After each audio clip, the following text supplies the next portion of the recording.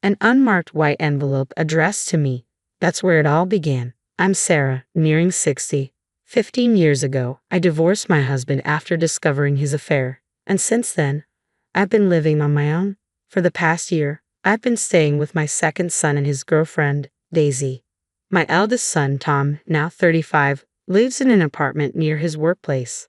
Life was quiet and routine with me working part-time, until the day this mysterious envelope arrived. It was crudely marked with my name and address with no indication of a sender. Inside was a hotel bill. What's this? I wondered aloud.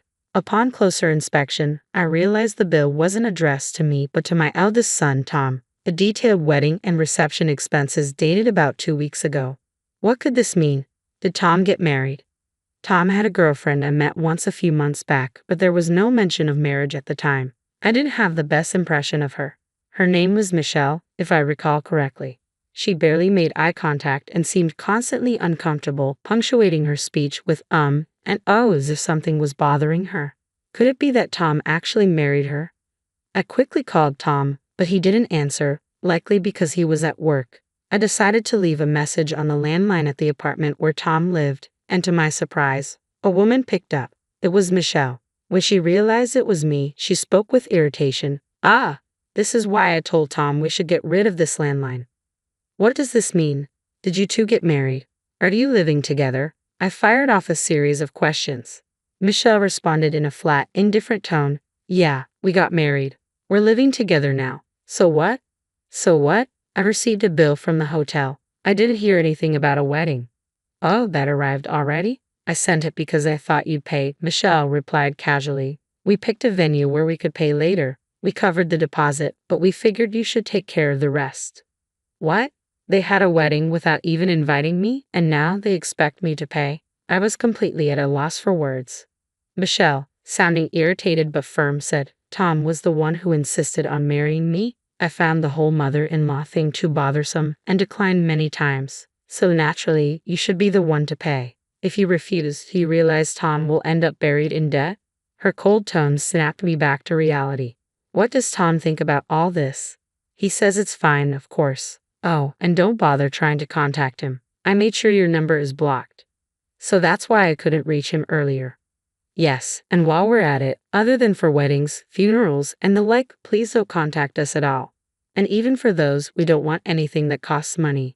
Wait, just hold on a minute. Why are you avoiding me so much? It's obvious, isn't it? A mother-in-law is nothing but a nuisance. Besides, you're broke after your divorce, right? We can't have you begging us for money. I felt a surge of anger as I retorted, if you think I'm so poor, why are you sending me this bill? That's a separate issue. Please make sure to pay it. With that, Michelle hung up abruptly. I stood there holding the receiver, completely stunned. Mom, my second son, Jack's voice brought me back to reality. It felt like hours had passed since that phone call, and I was standing alone in a dark room. Tears overflowed as I explained everything to Jack. He hadn't heard anything about Tom's marriage and was now fuming with anger. It's unbelievable. That wife of his, she seems like trouble, doesn't she? I thought she might be a good match for my brother, but now. That's right, Tham, who was spoiled by my late mother-in-law, has looked down on me since he was a child. By middle school, he was calling me old hag and worthless. He, along with my mother-in-law and ex-husband, treated me terribly. Jack was the one who always stood up for me. After my divorce, I lived alone for a long time. But my kind son, worried I might be lonely, invited me to move in with him and his girlfriend, Daisy. What should I do about this bill? It's over $20,000. I could use the alimony for my ex-husband to pay it, but I honestly don't want to touch that money. I was planning to save it for your and Daisy's wedding, or for when you have kids. Both you and Daisy have always been so kind to me, so I decided to use all the alimony and property settlement money, which my stingy ex-husband scrimped and saved, for the two of you. Then my son said, Mom, that money is yours. You don't have to use it for us, and it's completely unreasonable to use it for my brother. He took the bill from me. I'll get rid of this at work. Remember what my brother has done to you. You absolutely must not pay this. Even though my eldest son had treated me poorly, I still felt a sense of responsibility as his mother. If I kept the bill, I might end up paying it. Jack understood that, and I felt relieved. 2 weeks later, Michelle called me. Hey, Why haven't you paid yet? The venue contacted me because the payment deadline has passed. I've discussed it with my second son, and we decided there's no need to pay. Besides, can't you cover it with the cash gifts from the wedding? I managed to voice my stance, though my heart raced with anxiety. Michelle's response was immediate and furious. We've moved, and we've already spent all the cash gifts. What are you going to do about this? What? You moved? Where to? None of your business. Just shut up. It was clear that Michelle wanted nothing to do with me. Realizing this, I steeled myself and proposed, all right, I'll offer you $10,000. In return, we part ways completely, no contact, not even for weddings or funerals. We act as if the other person does not exist. What do you think? But Michelle wasn't satisfied. $10,000 isn't enough. I need at least $20,000. What are you thinking? You didn't invite me to the wedding, you didn't tell me where you moved, and now you're asking for $20,000? I don't care. You probably have about 20 years left to live anyway. We plan to live twice as long as you, so I might as well take all your money while I can. That's just cruel, I said, struggling to keep my composure. Well, one way or another, we're going to get that $20,000 from you. Once you pay, we'll cut ties as you requested. I was eager to distance myself from Michelle, so I reluctantly agreed to her terms. Jack would probably be furious if he found out, but I wanted to avoid any more trouble from Tham and his wife. A year later, Jack married Daisy. As they were preparing to set up their new home, they asked me to move in with them, even though I had planned to live alone. In addition to giving them a wedding gift, I prepaid 2 years' rent for their new place and contributed to their mortgage. Then Michelle called again. I heard Tom's brother and his wife are building a house. You helped them, didn't you? Because of you, Tom is working 2 jobs and is exhausted. And you only gave us $20,000, Michelle said. It was clear she had heard about our new living arrangements somehow. I was taken aback. But you agreed to the terms back then. There's nothing I can do about it now. Shut up. We're having a baby. What are you going to do about that? Oh, really? Congratulations. But remember, we agreed to cut all ties, so I'm not giving you a penny. Despite her attempts to pressure me, I remained firm. You think you can use a grandchild as a bargaining chip. Even if your baby is born, you won't be seeing them. You'll regret it. With that, Michelle hung up. It seemed she believed a grandchild could control a mother-in-law. While I'd love to have a grandchild, I'm already expecting one. Actually twins, a boy and a girl. Daisy is 8 months pregnant. Tom's child doesn't interest me at all. 6 months later, Daisy gave birth to the twins, and I was joyfully and busily caring for them. Then I received an email from Tom with a photo attached. It showed a beautiful baby with Michelle and Tom. Since we had already cut ties, it was none of my business. When I continued to ignore it, Michelle called me, her frustration evident in her voice. Did you see the picture? Isn't it incredibly cute? Yes, it is. So, what do you want? Don't speak like that. I went out of my way to show you your grandchild, your eldest grandson. You could at least send a congratulatory gift. What? I thought we agreed to no contact except for weddings, funerals, and such. Yes, that was the agreement, but normally a grandparent would send a congratulatory gift or something. I wasn't surprised by her approach. No, I'm sticking to the agreement, Michelle. Realizing it was pointless to argue further, Michelle handed the phone to Tom. That's your deal with Michelle, not mine. Send me the celebratory money. Tom, ever skilled at twisting logic, said, It's your eldest grandson, you know. Don't you think you should be looking out for him? According to Tom, how they treat their grandchild will somehow influence how I'm treated in my old age. I really don't need you to worry about my old age, I replied. Huh? You think you can rely on Jack? With 2 kids of his own, do you really believe he can take care of you when you're older? I'm not planning to rely on Jack and his family. So what's your plan? I know you didn't get much from Dad's alimony. Wouldn't it be better to stay on good terms with us now? Tom said triumphantly.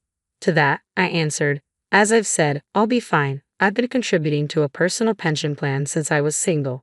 It's an old policy with good rates, and I'll be receiving about $800 a month starting this year. Additionally, my work history qualifies me for a government pension of around $800 as well. I can manage comfortably on both. Tom seemed stunned by my response. After a moment of stunned silence, he stammered, But that's only enough if nothing goes wrong. When you get older and your health declines, you'll end up coming to us for help. Chuckling, I replied, "Don't worry, I canceled the life insurance policy where you were the beneficiary.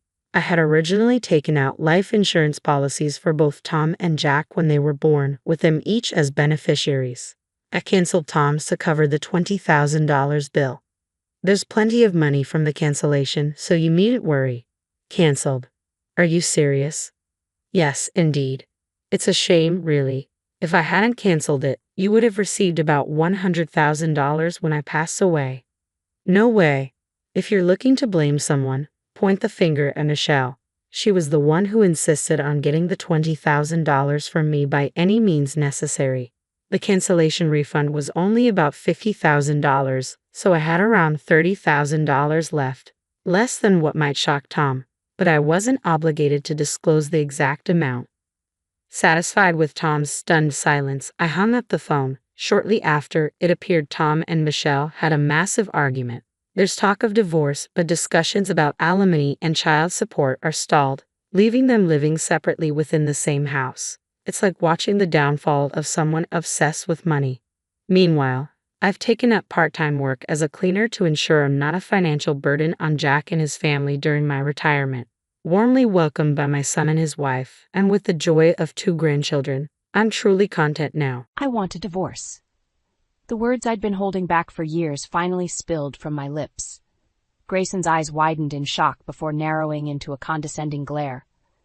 "You'll never make it without me, Aspen. You're nothing but a pathetic housewife." But he had no idea of the strength and resilience I'd been cultivating behind closed doors. It was time to show him what this pathetic housewife was truly made of. I looked around our immaculate living room, the result of countless hours I'd spent cleaning and decorating to create the perfect facade. Willow, our 12-year-old daughter, sat on the couch, her eyes darting between us, sensing the tension that had been building for years. "Grayson, I've tried to make this work, but I can't do it anymore. The constant belittling, the lack of support, the way you dismiss Willow's feelings, it's too much." He scoffed. "Oh, please, you're just being dramatic. You know you can't handle life without me. Who's going to pay the bills? Who's going to take care of Willow while you're off playing with your little hobby?" I felt a surge of anger. "It's not a hobby, Grayson. It's my passion. And I've been selling my jewelry online. I have savings and I can support myself and Willow just fine." Willow spoke up, her voice trembling slightly. "Mom's really good at making jewelry, Dad. People love her designs." Grayson shot her a sharp look. "Stay out of this, Willow. You don't understand adult matters."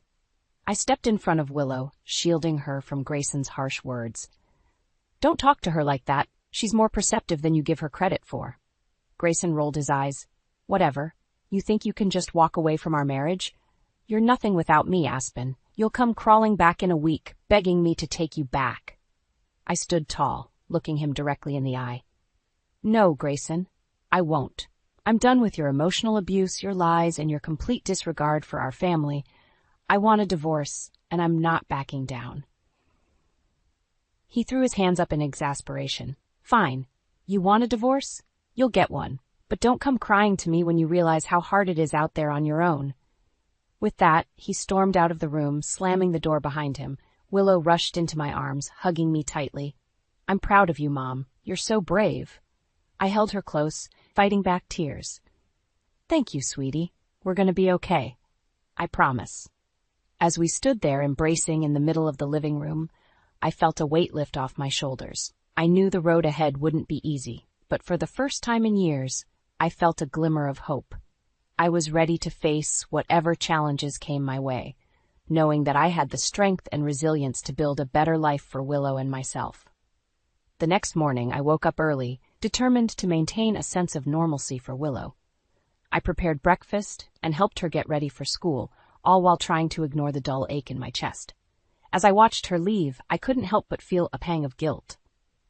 Was I doing the right thing? Disrupting our family like this? I pushed the thought aside and focused on my daily chores. As I tidied up the house, my mind wandered to my handcrafted jewelry. It had started as a simple hobby, a way to express my creativity and find a sense of purpose outside of being a wife and mother. But as I spent more time designing and creating, I realized that it was more than just a pastime. It was a passion. I made my way to the small studio I had set up in the spare bedroom, my sanctuary amidst the chaos of my crumbling marriage. As I worked on a new piece, I lost myself in the process, finding solace in the delicate beads and intricate designs. Hours passed, and I was startled by the sound of the front door slamming shut. Grayson was home, and from the heavy footsteps echoing through the house, I could tell he was in a foul mood. I stepped out of my studio, bracing myself for the inevitable confrontation. Grayson stood in the living room, his face twisted in anger. "What's this? I hear about you selling your little trinkets online." I straightened my spine, refusing to be intimidated. "They're not trinkets, Grayson. They're handcrafted jewelry pieces, and people appreciate them." He let out a harsh laugh. "Appreciate them? Who would want to buy that junk? You're delusional if you think you can make a living off of that." "It's not junk," I countered, my voice steady despite the anger bubbling inside me, "and I'm not trying to make a living off of it. It's something I enjoy, something that makes me happy." Grayson sneered. "Happy? You should be happy being a wife and mother. That's your job, not wasting time on some ridiculous hobby." I felt my temper flare. "It's not a waste of time, and it's not ridiculous. Why can't you just support me in something that brings me joy?" "Because it's pointless," he shouted. "You're a housewife, Aspen. Your place is here, taking care of our home and our daughter. Speaking of Willow, have you seen how introverted she's becoming? That's on you. You're failing as a mother." His words cut deep, but I refused to let him see how much they hurt. Willow is a bright, creative girl. She's not introverted. She's introspective, and I'm doing my best to support her and nurture her talents. Grayson shook his head in disgust. "Whatever. I don't have time for this. I have to pack for my business trip." I frowned. "Business trip? You didn't mention any trip." "It came up last minute," he said, avoiding my gaze. "I'll be gone for a few days." "But Willow's dance recital is tomorrow night. You promised you'd be there." He waved his hand dismissively. "I can't help it if work comes up. She'll have other recitals." I watched in disbelief as he walked away, leaving me standing alone in the living room. The realization hit me like a ton of bricks. Grayson would always put his own needs and desires above our family. He would never change, never be the supportive, loving husband and father we needed. As I heard him rummaging through the closet, packing his suitcase, I felt a renewed sense of determination. I would not let him break me. I would not let him destroy the happiness and confidence I had worked so hard to build. With or without him, I would find a way to create a better life for Willow and myself. The morning of Grayson's business trip arrived, and the tension in the house was palpable. Willow sat at the kitchen table, picking at her breakfast, her eyes fixed on her father as he hurried around the house gathering his belongings. "Dad, are you going on this trip with your secretary?" Willow asked, her voice cutting through the silence. Grayson froze, his hand hovering over his suitcase. "What? No, of course not. Why would you even ask that?" Willow shrugged, her gaze unwavering. "I don't know. It just seems like you spend a lot of time with her." I watched the exchange, my heart racing. I had suspected Grayson's infidelity for months, but I had never had the courage to confront him. Now, hearing the accusation from our daughter's lips, I felt a mix of fear and anger. Grayson's face reddened and he slammed his suitcase shut. "I don't have time for these ridiculous accusations. I have a plane to catch." He grabbed his bag and headed for the door, not even bothering to say goodbye to Willow. I followed him, my mind reeling. "Grayson, wait," I called out, my voice trembling. "We need to talk about this." He spun around, his eyes flashing with anger. "There's nothing to talk about, Aspen. I'm not having an affair with my secretary. Willow's just being a nosy kid." I stood my ground, my hands clenched at my sides. "She's not being nosy. She's observant, and she's worried about our family. Can't you see that?" Grayson scoffed. "What I see is a child who doesn't know when to keep her mouth shut, and a wife who's too weak to control her." His words hit me like a slap in the face. I opened my mouth to respond, but he was already out the door, slamming it behind him. I turned back to the kitchen, my heart heavy. Willow sat at the table, her eyes brimming with tears. I rushed to her side, pulling her into a tight embrace. "I'm sorry, Mom," she whispered, her voice muffled against my shirt. "I didn't mean to cause trouble." I stroked her hair, fighting back my own tears. You didn't cause trouble, sweetie. You were brave to speak up. We held each other for a long moment, finding comfort in the warmth of our embrace. When we finally pulled apart, I looked into Willow's eyes, seeing a wisdom beyond her years. Listen to me, Willow, I said, my voice firm. You have nothing to apologize for. You're a smart, intuitive girl, and I'm so proud of you. She gave me a watery smile. Thanks, Mom. I just wish Dad could see that too. I sighed, my heart aching for my daughter. I know, sweetie, but we can't control how your dad behaves. All we can do is be there for each other and stay strong. Willow nodded, her face set with determination. I'll always be here for you, Mom, no matter what. I hugged her again, feeling a surge of love and gratitude.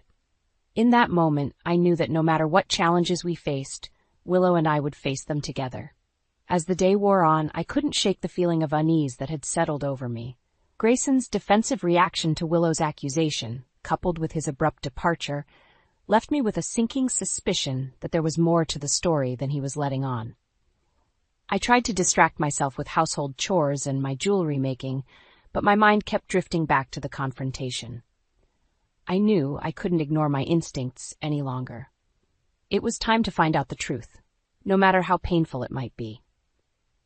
With a heavy heart and a determined spirit, I began to plan my next move. I would not let Grayson's lies and deceit destroy our family. I would fight for the truth, for myself, and for Willow. 3 days later, Grayson returned from his business trip, looking tired and irritable. I had spent the past few days stewing in my own suspicions, and I was determined to confront him about Willow's accusation. As he walked through the door, I met him in the foyer, my arms crossed over my chest. "How was your trip?"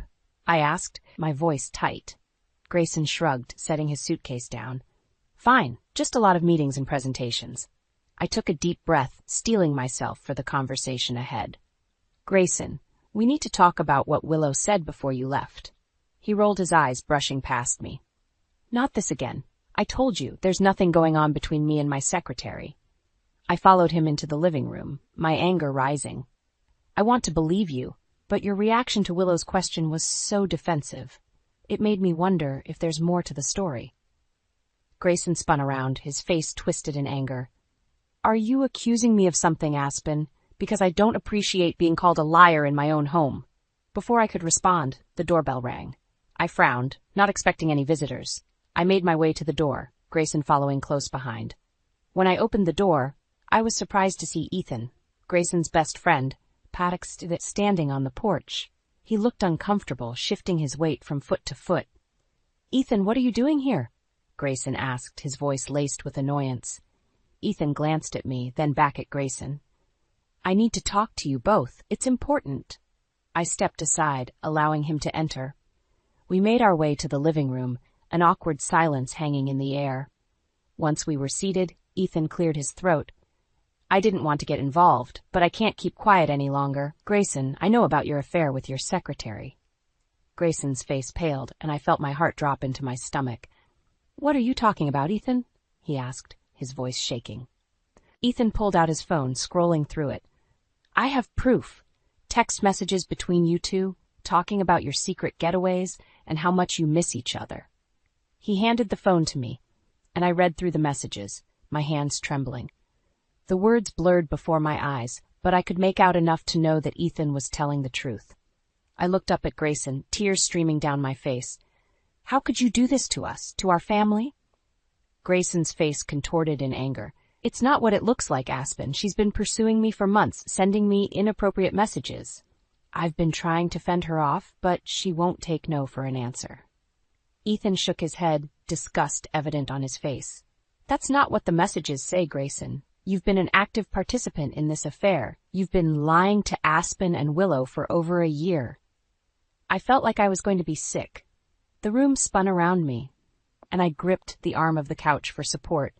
Grayson stood up, his fists clenched at his sides. "You had no right to get involved, Ethan. This is between me and Aspen." Ethan stood his ground, his voice firm. "I had every right. You're my best friend, Grayson. But what you're doing is wrong. Aspen and Willow deserve better than this." Grayson opened his mouth to respond, but before he could, Willow appeared in the doorway, her face pale. "Is it true, Dad? Are you cheating on Mom?" The room fell silent, the weight of Willow's question hanging in the air. I watched as Grayson's face crumpled, the truth finally catching up with him. In that moment, I knew our lives would never be the same. The betrayal cut deep, but it also sparked a fire within me.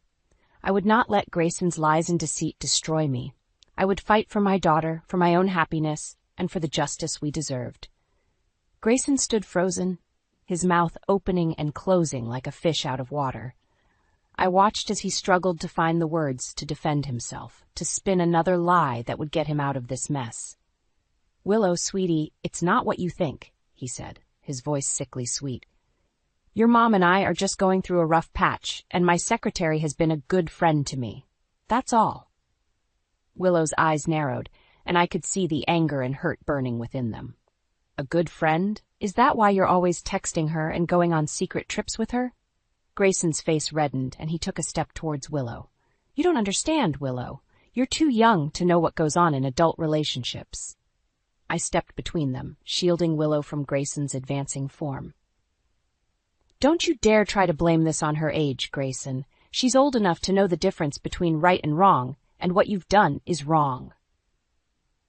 Ethan spoke up, his voice firm. "Grayson, just admit it. You've been caught, and there's no way to spin this. You need to take responsibility for your actions." Grayson's eyes darted between the three of us, and I could see the panic setting in. He was like a cornered animal, desperate to find a way out. "Fine, you want the truth?" he spat, his voice venomous. "Yes, I've been seeing my secretary. But it's only because you've been so distant, Aspen. You're always wrapped up in your stupid jewelry or catering to Willow's every need. What about my needs?" I felt like I had been slapped. How dare he try to blame his infidelity on me? On our daughter? Willow stepped out from behind me, her face set with determination. "That's not true, Dad. Mom has always been there for us, even when you weren't. She's the one who comes to my recitals and helps me with my homework. Where have you been?" Grayson's face twisted in anger. "I've been working, Willow, trying to provide for this family, but apparently that's not good enough for you or your mother." Ethan shook his head, his expression one of disgust. "Working? Is that what you call sleeping with your secretary? You're a real piece of work, Grayson." Grayson rounded on Ethan, his fists clenched at his sides. "You stay out of this, Ethan. This is none of your business." Ethan stood his ground, his voice calm but firm. "It became my business when you started lying to your wife and daughter, when you betrayed their trust and broke your vows." I watched as Grayson's shoulders slumped, the fight draining out of him. He looked like a man who had been caught in a trap of his own making. "I never meant for it to go this far," he said, his voice barely above a whisper. "It just happened, and I couldn't stop it." I felt a wave of anger wash over me. "Couldn't stop it? You made a choice, Grayson. A choice to betray me, to betray our family, and now you have to face the consequences." Ethan nodded, his face set with resolve. "I can't be friends with someone who would do this to his own family, Grayson. I'm done with you." With that, Ethan turned and walked out of the room, leaving Grayson standing alone, his head bowed in shame. I turned to Willow, pulling her into a tight embrace. "I'm so sorry you had to see this, sweetie, but I promise we'll get through this together." Willow hugged me back, her small frame shaking with sobs. "I love you, Mom, and I'm proud of you for standing up to him." I felt a surge of strength flow through me. With Willow by my side and the truth finally out in the open, I knew I could face whatever challenges lay ahead. Grayson's betrayal had broken our family, but it had also shown me the depths of my own resilience. And I would not let him break me. In the days that followed Ethan's revelation, I felt a newfound sense of strength and determination. Grayson's betrayal had shattered my heart, but it had also awakened a fire within me. I refused to let him break me, to let him win. I sat across from Grayson at the kitchen table, my divorce papers spread out before us. He looked haggard, his eyes bloodshot, and his face unshaven. I almost felt sorry for him. Almost. "I want a divorce, Grayson," I said, my voice steady and calm. "I won't let you hurt me or Willow anymore." Grayson scoffed, leaning back in his chair. "A divorce? You can't be serious, Aspen. You'll never make it on your own. You're just a housewife with a hobby." I felt a surge of anger at his dismissive tone. "That's where you're wrong, Grayson. My jewelry making is more than just a hobby. It's a thriving business. He raised an eyebrow, a smirk playing at the corners of his mouth. A thriving business? Don't make me laugh. You sell a few trinkets online, and you think you're some kind of entrepreneur? I leaned forward, my eyes locked on his. My pieces are being featured in a popular online boutique. I have customers from all over the country, and the orders keep coming in. Grayson's smirk faltered, and I could see a flicker of uncertainty in his eyes. That's impossible. You're lying. I pulled out my phone, opening up the boutique's website. See for yourself, my pieces are selling out faster than I can make them. He grabbed the phone, scrolling through the page with a furrowed brow. I watched as realization dawned on his face, followed quickly by anger. So what? He spat, tossing the phone back on the table. You think you can support yourself and Willow with your little arts and crafts project? I sat back in my chair, a smile playing at the corners of my mouth. I know I can, Grayson. I've been saving money from my sales, and I have enough to cover our expenses for several months. His face reddened, and he slammed his fist on the table. You've been hiding money from me? You deceitful I flinched at his outburst, but I refused to back down. I hid it because I knew this day would come. I knew I would need a safety net to protect myself and Willow from your lies and manipulation. Grayson's eyes narrowed, and he leaned forward, his voice low and menacing. You think you're so clever, don't you? But you're forgetting one thing, Aspen. I'm the one with the power here. I'm the breadwinner, the one with the connections. I'll bury you in court, and you'll be left with nothing. I met his gaze, my voice calm and measured. Go ahead and try, Grayson. But remember, I have proof of your infidelity. I have witnesses who can testify to your betrayal. And I have a daughter who sees you for who you really are. At the mention of Willow, Grayson's face paled. He knew she was his weakness, the one person who could see through his lies and manipulations. You've turned her against me, he said, his voice barely above a whisper. You've poisoned her mind with your lies. I shook my head, a sad smile on my face. I didn't turn her against you, Grayson. You did that all on your own. She sees the truth, just like I do. Grayson stood up, his chair scraping against the floor. This isn't over, Aspen. You'll regret the day you crossed me. With that, he stormed out of the room, slamming the door behind him. I sat at the table, my heart racing and my hands shaking. But beneath the fear and the anger, I felt a glimmer of hope. I had stood up to Grayson, had shown him that I was stronger than he ever gave me credit for. And with Willow by my side, I knew I could face whatever challenges lay ahead. We would rebuild our lives, piece by piece, until we were whole again. And Grayson would be nothing more than a distant memory, a cautionary tale of what happens when you let greed and selfishness consume you. Grayson stared at me, his eyes wide with disbelief. You can't be serious, Aspen? You really think you can make it on your own? With your little jewelry business? I stood my ground, my voice steady and calm. I am serious, Grayson. I've been saving money from my jewelry sales for months now. I have enough to cover our expenses for a while until I can get back on my feet. He scoffed, shaking his head. You've been hiding money from me? You sneaky little... I cut him off, my anger rising. I hid it because I knew I would need it someday. I knew that I couldn't rely on you to take care of us, not after everything you've done. Grayson's face twisted in anger, and he took a step towards me. Everything I've done? I've been working my ass off to provide for this family, Aspen, and this is the thanks I get? I let out a bitter laugh. Working? Is that what you call sleeping with your secretary? You've been providing for her, maybe, but not for us. He flinched at my words, but quickly recovered, his eyes narrowing. You know what I think, Aspen? I think you're the one who's been cheating. I bet you've been sleeping with Ethan behind my back, haven't you? I felt like I had been slapped. How dare he accuse me of infidelity after everything he had done?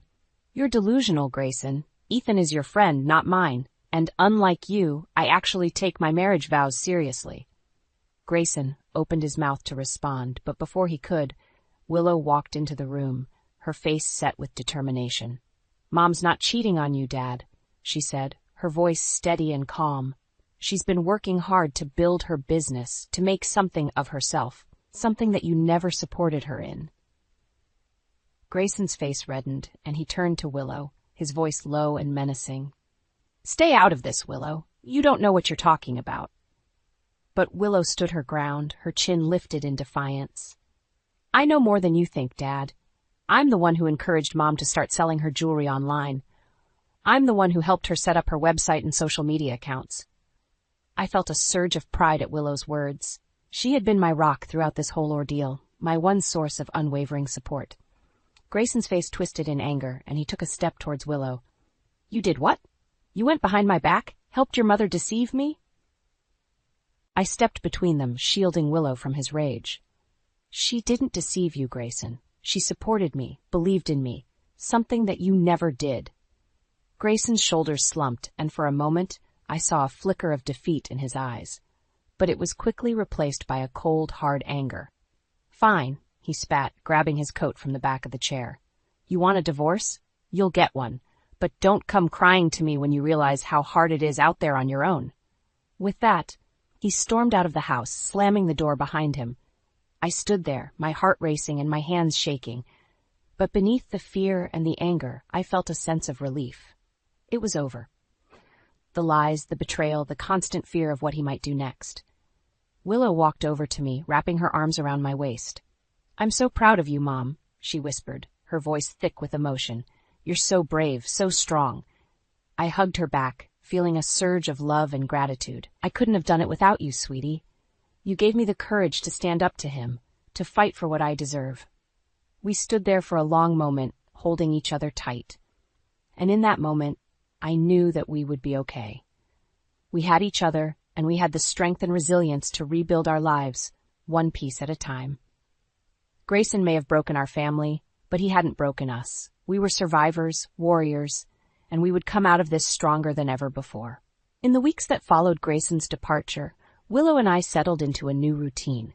Without the constant tension and fear that had pervaded our lives for so long, we found ourselves laughing more, sharing more, and enjoying each other's company in a way that we hadn't in years.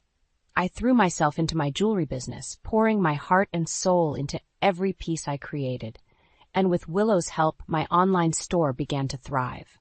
Orders poured in from all over the country, and I found myself working long hours to keep up with the demand. But it was worth it. For the first time in my life, I felt truly independent, truly in control of my own destiny. And I knew that I had Willow to thank for that. One evening, as we sat together on the couch, watching a movie and munching on popcorn, Willow turned to me with a serious expression on her face. Mom, do you think Dad will ever change? She asked, her voice small and uncertain. I paused, considering my words carefully. I don't know, sweetie. People can change, but they have to want to. And right now, I don't think your dad is ready to face the truth about himself. Willow nodded, her eyes sad. I miss him sometimes, she admitted. But then I remember all the things he did, all the ways he hurt us, and I feel angry all over again. I wrapped my arm around her shoulders, pulling her close. It's okay to feel both of those things, Willow. Your dad was a big part of your life, and it's natural to miss him. But you also have every right to be angry, to want better for yourself. She leaned her head on my shoulder, and we sat in silence for a long moment. And then, as if on cue, my phone buzzed with an incoming text message. I glanced at the screen, my heart skipping a beat when I saw Grayson's name. With trembling fingers, I opened the message. Aspen, I need to see you, it read. Please, can we talk? I felt a surge of anger wash over me. How dare he reach out to me now after everything he had done? But beneath the anger, I felt a flicker of curiosity. What could he possibly have to say to me now? I showed the message to Willow, and she frowned. You don't owe him anything, Mom, she said, her voice firm. You don't have to see him if you don't want to. I nodded, knowing she was right, but some small part of me wanted to hear what he had to say, wanted to see the look on his face when he realized just how much I had changed. I'll meet with him, I said, my voice steady, but on my terms, and with you by my side. Willow's eyes widened in surprise, but she nodded, a small smile playing at the corners of her mouth. The next day, we met Grayson at a coffee shop downtown. He looked haggard, his eyes bloodshot and his face unshaven. When he saw us walking towards him, he stood up, his hands trembling at his sides. Aspen, he said, his voice hoarse. Thank you for coming. I sat down across from him, Willow by my side. What do you want, Grayson? I asked, my voice cold. He took a deep breath, his eyes filling with tears. "I want to apologize," he said, his voice breaking, "for everything. I know I've been a terrible husband, a terrible father. I let my own selfish desires consume me, and I hurt the two people I love most in the world." I felt a flicker of sympathy, but I pushed it down. "And what about your secretary?" I asked, my voice sharp. "Are you still seeing her?" He shook his head, his eyes downcast. "No. I ended things with her. I realized that I was chasing something that wasn't real, something that could never make me happy." I nodded, my heart heavy. "I'm glad you realized that, Grayson. But it doesn't change what you did. It doesn't erase the pain you caused." He nodded, his shoulders slumping. "I know, and I know I can't ask for your forgiveness, but I wanted you to know that I'm sorry, truly sorry, and that I'm going to do everything I can to be a better man, a better father to Willow." I glanced at Willow, saw the hope and the fear mingled in her eyes, and I knew that, no matter what had happened between Grayson and me, she still needed her father in her life. "I hope you mean that, Grayson," I said, my voice softening. "For Willow's sake, if not for mine." He nodded, his eyes filling with tears. "I do, I promise." We left the coffee shop that day with a tentative truce, a fragile hope for the future. And as Willow and I walked hand in hand down the street, I felt a sense of peace wash over me. We had survived the worst of the storm, and we had come out stronger on the other side. And whatever challenges lay ahead, I knew that we would face them together, as a family. The air is thick with tension as Liam and I enter the grand ballroom, arm in arm. It's been years since I've seen Ethan, but the wounds of his betrayal still feel fresh. I take a deep breath, steeling myself for the inevitable confrontation. "Scarlett, darling, you look stunning as always," Ethan says, his voice dripping with false sincerity. Vivian clings to his arm, her designer gown shimmering under the chandeliers. "I see you've managed to snag yourself a lawyer. How quaint." Liam squeezes my hand reassuringly. "Ethan, I'd say it's a pleasure, but we both know that would be a lie. And Vivian, I'm surprised to see you here, considering the pending charges against you." Vivian's eyes widen, her perfectly painted lips parting in shock. "Charges? What are you talking about?" "Oh, just a little something called embezzlement," Liam says casually. "Seems you've been dipping into your family's foundation for personal gain." Ethan's face reddens, his grip on Vivian's arm tightening. "You have no proof of that. This is absurd." I can't help but smirk. "But we do, Ethan, just like we have proof of you sabotaging my art career. Did you really think you could get away with it?" The color drains from Ethan's face as he realizes the gravity of the situation. "Scarlett, please, let's talk about this privately. There's no need for a scene." "Oh, I think there is," I say, my voice rising. "You two have caused enough damage, and it's time for the world to see you for who you really are." As if on cue, Audrey appears, a police detective by her side. "Ethan Blackwood, Vivian Holloway, you're both under arrest for embezzlement and fraud." The room falls silent as the detective reads them their rights.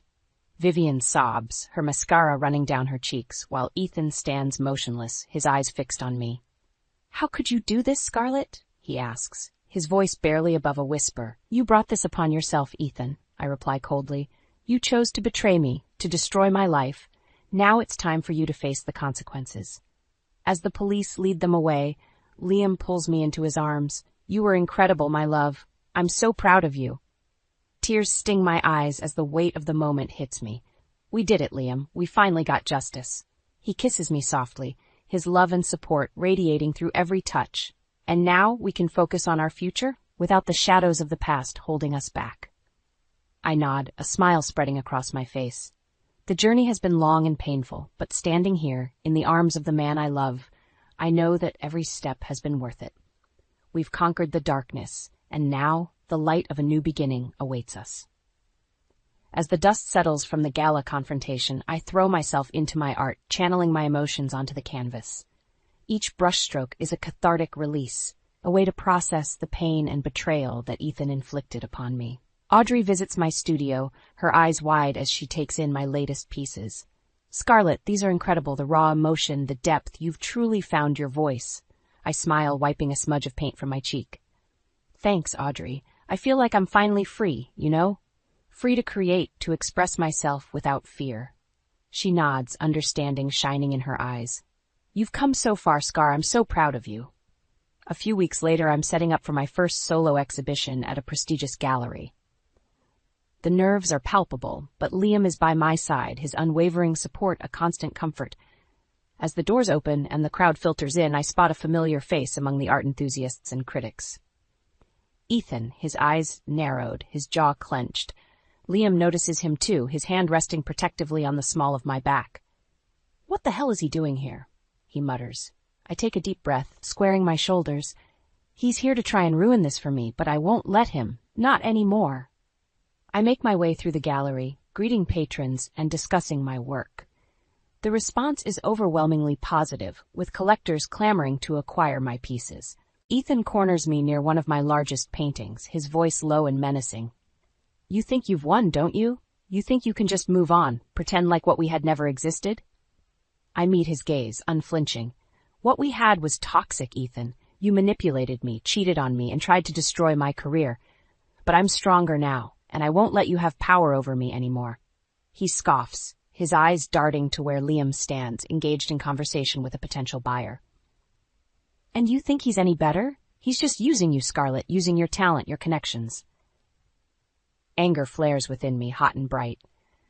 "You don't know anything about Liam or our relationship. He loves me for who I am, not what I can do for him. Unlike you." Ethan's face twists with rage, his hand clenching into a fist. For a moment, I fear he might strike me, but Liam appears at my side, his presence a silent warning. "I think it's time for you to leave, Ethan," Liam says, his voice calm but firm. "You're not welcome here." Ethan looks between us, his eyes filled with hatred. "This isn't over. You'll regret crossing me, both of you."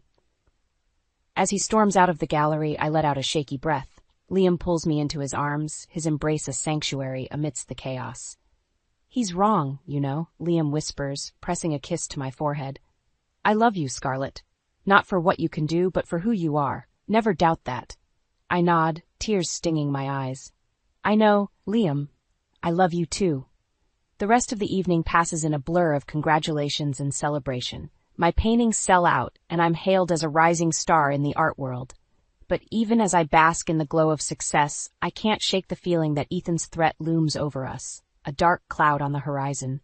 I know he won't rest until he's exacted his revenge, but with Liam by my side, I'm ready to face whatever storms may come. The charity gala is in full swing, the ballroom glittering with the city's elite. Liam and I make our way through the crowd, exchanging pleasantries and basking in the success of my recent exhibition. But the moment I spot Ethan and Vivian, my stomach churns. They're holding court across the room, their laughter grating against my nerves. Liam senses my unease, his hand finding mine. "We don't have to talk to them, Scarlett. We can just enjoy the evening." I shake my head, determination stealing my spine. "No, I need to confront them. I need to show them that they can't control me anymore." We approach the toxic couple, plastering on fake smiles. Ethan's eyes glint with malice as he takes in our presence. "Well, if it isn't the happy couple," he sneers. "Enjoying your 15 minutes of fame, Scarlett?" Vivian laughs, the sound like shattered glass. "Oh, Ethan, don't be so harsh. I'm sure Scarlett's little paintings will be forgotten soon enough." Liam steps forward, his voice calm but cutting. "Actually, Vivian, Scarlett's work is being hailed as groundbreaking, but I'm not surprised you can't recognize true talent, considering your own lack of accomplishments." Vivian's face reddens, her eyes narrowing. "How dare you speak to me like that? Do you know who I am?" "Of course he does," I interject, my voice steady. "You're the woman who's about to lose everything in her divorce. Liam is representing your ex-husband, after all." The color drains from Vivian's face, her composure cracking. Ethan looks between us, his jaw clenched. "You're bluffing," he spits out. "You don't have anything on us." Liam smirks, pulling a folder from his jacket. "Oh, but we do. Proof of Vivian's embezzlement and evidence of your sabotage, Ethan. Enough to bury you both." Ethan lunges for the folder, but Liam deftly moves it out of reach. The commotion attracts the attention of nearby partygoers, curious whispers filling the air. "This isn't over," Ethan hisses, his face contorted with rage. "You think you're so clever, so untouchable, but you have no idea what I'm capable of." I meet his gaze, unflinching. "Bring it on, Ethan. We're not afraid of you. Not anymore." Vivian tugs at Ethan's arm, her eyes wide with panic. "Let's go, Ethan. People are staring." As they make their retreat, Liam turns to me, his expression a mix of pride and concern. "Are you okay, Scarlett? I know that couldn't have been easy." I nod, adrenaline still pumping through my veins. "I'm fine, Liam. Better than fine. I feel like we finally have the upper hand." He pulls me close, his lips brushing against my forehead. "We're in this together, my love. No matter what they throw at us, we'll face it as a team." The rest of the evening passes in a blur, but my mind is already racing with plans. We have the evidence. Now we need to use it to bring Ethan and Vivian to their knees. As we leave the gala, hand in hand, I feel a sense of purpose settle over me. The road ahead may be treacherous, but with Liam by my side, I know we can overcome any obstacle. Revenge may be a dish best served cold, but the fire burning within me is anything but. It's time to make Ethan and Vivian pay for their sins, and I won't rest until justice is served. The evidence against Ethan and Vivian piles up, each new revelation fueling my determination. Liam works tirelessly building an ironclad case against Vivian's embezzlement, while I dig deeper into Ethan's sabotage of my art career. Late one night, I'm poring over emails and documents when Audrey bursts into my studio, her face flushed with excitement. "Scarlett, you won't believe what I've found," she exclaims, waving a stack of papers. "I've been investigating Ethan's dealings, and I've uncovered a trail of blackmail and coercion. He's been threatening gallery owners and critics, forcing them to blacklist you." I feel a surge of anger, my hands clenching into fists. That bastard. He couldn't stand to see me succeed on my own, so he tried to destroy me. Audrey nods, her eyes blazing with righteous indignation. "We have to expose him, Scarlett. The world needs to know the truth." I take a deep breath, my mind racing with possibilities. "We will, Audrey, but we need to do this carefully. Ethan and Vivian are dangerous, and they'll stop at nothing to protect themselves." As if on cue, my phone buzzes with an incoming call. It's Ethan, his voice dripping with false concern. "Scarlett, darling, I think we need to talk. Clear the air, so to speak." I put him on speaker, motioning for Audrey to stay silent. "I have nothing to say to you, Ethan. You've made your intentions quite clear." He laughs, the sound sending chills down my spine. "Oh, but I think you'll want to hear this. I have some rather incriminating information about your beloved husband. Wouldn't want that to get out now, would we?" Liam, who has been listening in, snatches the phone from my hand. "You're bluffing, Ethan. You have nothing on me." "Do I?" Ethan taunts. "I wonder what your clients would think if they knew about your little indiscretion with that paralegal last year." I feel my blood run cold, my eyes locking with Liam's. He shakes his head, his expression pained. "It's not true, Scarlett. I swear to you, he's lying." Ethan's laughter echoes through the room. "Trouble in paradise, I see. Such a shame. But if you drop this little crusade against Vivian and me, perhaps I can be persuaded to keep my mouth shut." Rage boils within me, white hot and all-consuming. "You're pathetic, Ethan. You think you can blackmail us into submission? Think again. We have enough evidence to bury you and Vivian, and we're not backing down." I end the call, my heart pounding in my chest. Liam pulls me into his arms, his voice fierce with conviction. "He's lying, Scarlett. I would never betray you like that. I love you, and only you." I nod, burying my face in his chest. "I know, Liam. I trust you. But we need to be careful. Ethan's getting desperate, and there's no telling what he'll do next." Here, Audrey clears her throat, her expression determined. "Then we need to act fast. We have the evidence. Now we need to use it. I say we host an event, invite the press, and expose Ethan and Vivian for the frauds they are." Liam nods, his jaw set. "I agree. We'll lure them in, make them think they've won, and then we'll pull the rug out from under them." As we begin to plan, a sense of calm settles over me. The final showdown is approaching, and I know it won't be easy. But with Liam and Audrey by my side, I'm ready to face whatever storms may come. Ethan and Vivian have played their hand, but they've underestimated the strength of our bond. Together, we'll bring them to justice, and finally put an end to their reign of terror. The night of the event arrives, and my nerves are on edge. Liam and I have worked tirelessly to transform our gallery into a showcase of my latest collection, each piece carefully curated to tell a story of resilience and triumph. As the guests begin to arrive, I scan the crowd for any sign of Ethan and Vivian. Part of me hopes they won't show, that they'll realize the game is up and slink away into obscurity. But I know better. Their egos won't allow them to admit defeat. Audrey appears at my side, her eyes shining with anticipation. "They're here," she whispers, tilting her head towards the entrance. I follow her gaze, my stomach twisting as I spot Ethan and Vivian making their way through the throng of people. They're all smiles and charm, but I can see the malice lurking beneath the surface. Liam squeezes my hand, his presence a steadying force.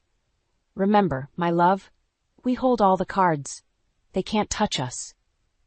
I nod, taking a deep breath as we approach the toxic couple. Ethan's eyes narrow, his smile turning predatory. "Scarlett, darling, what a lovely little gathering you've put together. I'm surprised you could afford it, given your struggles."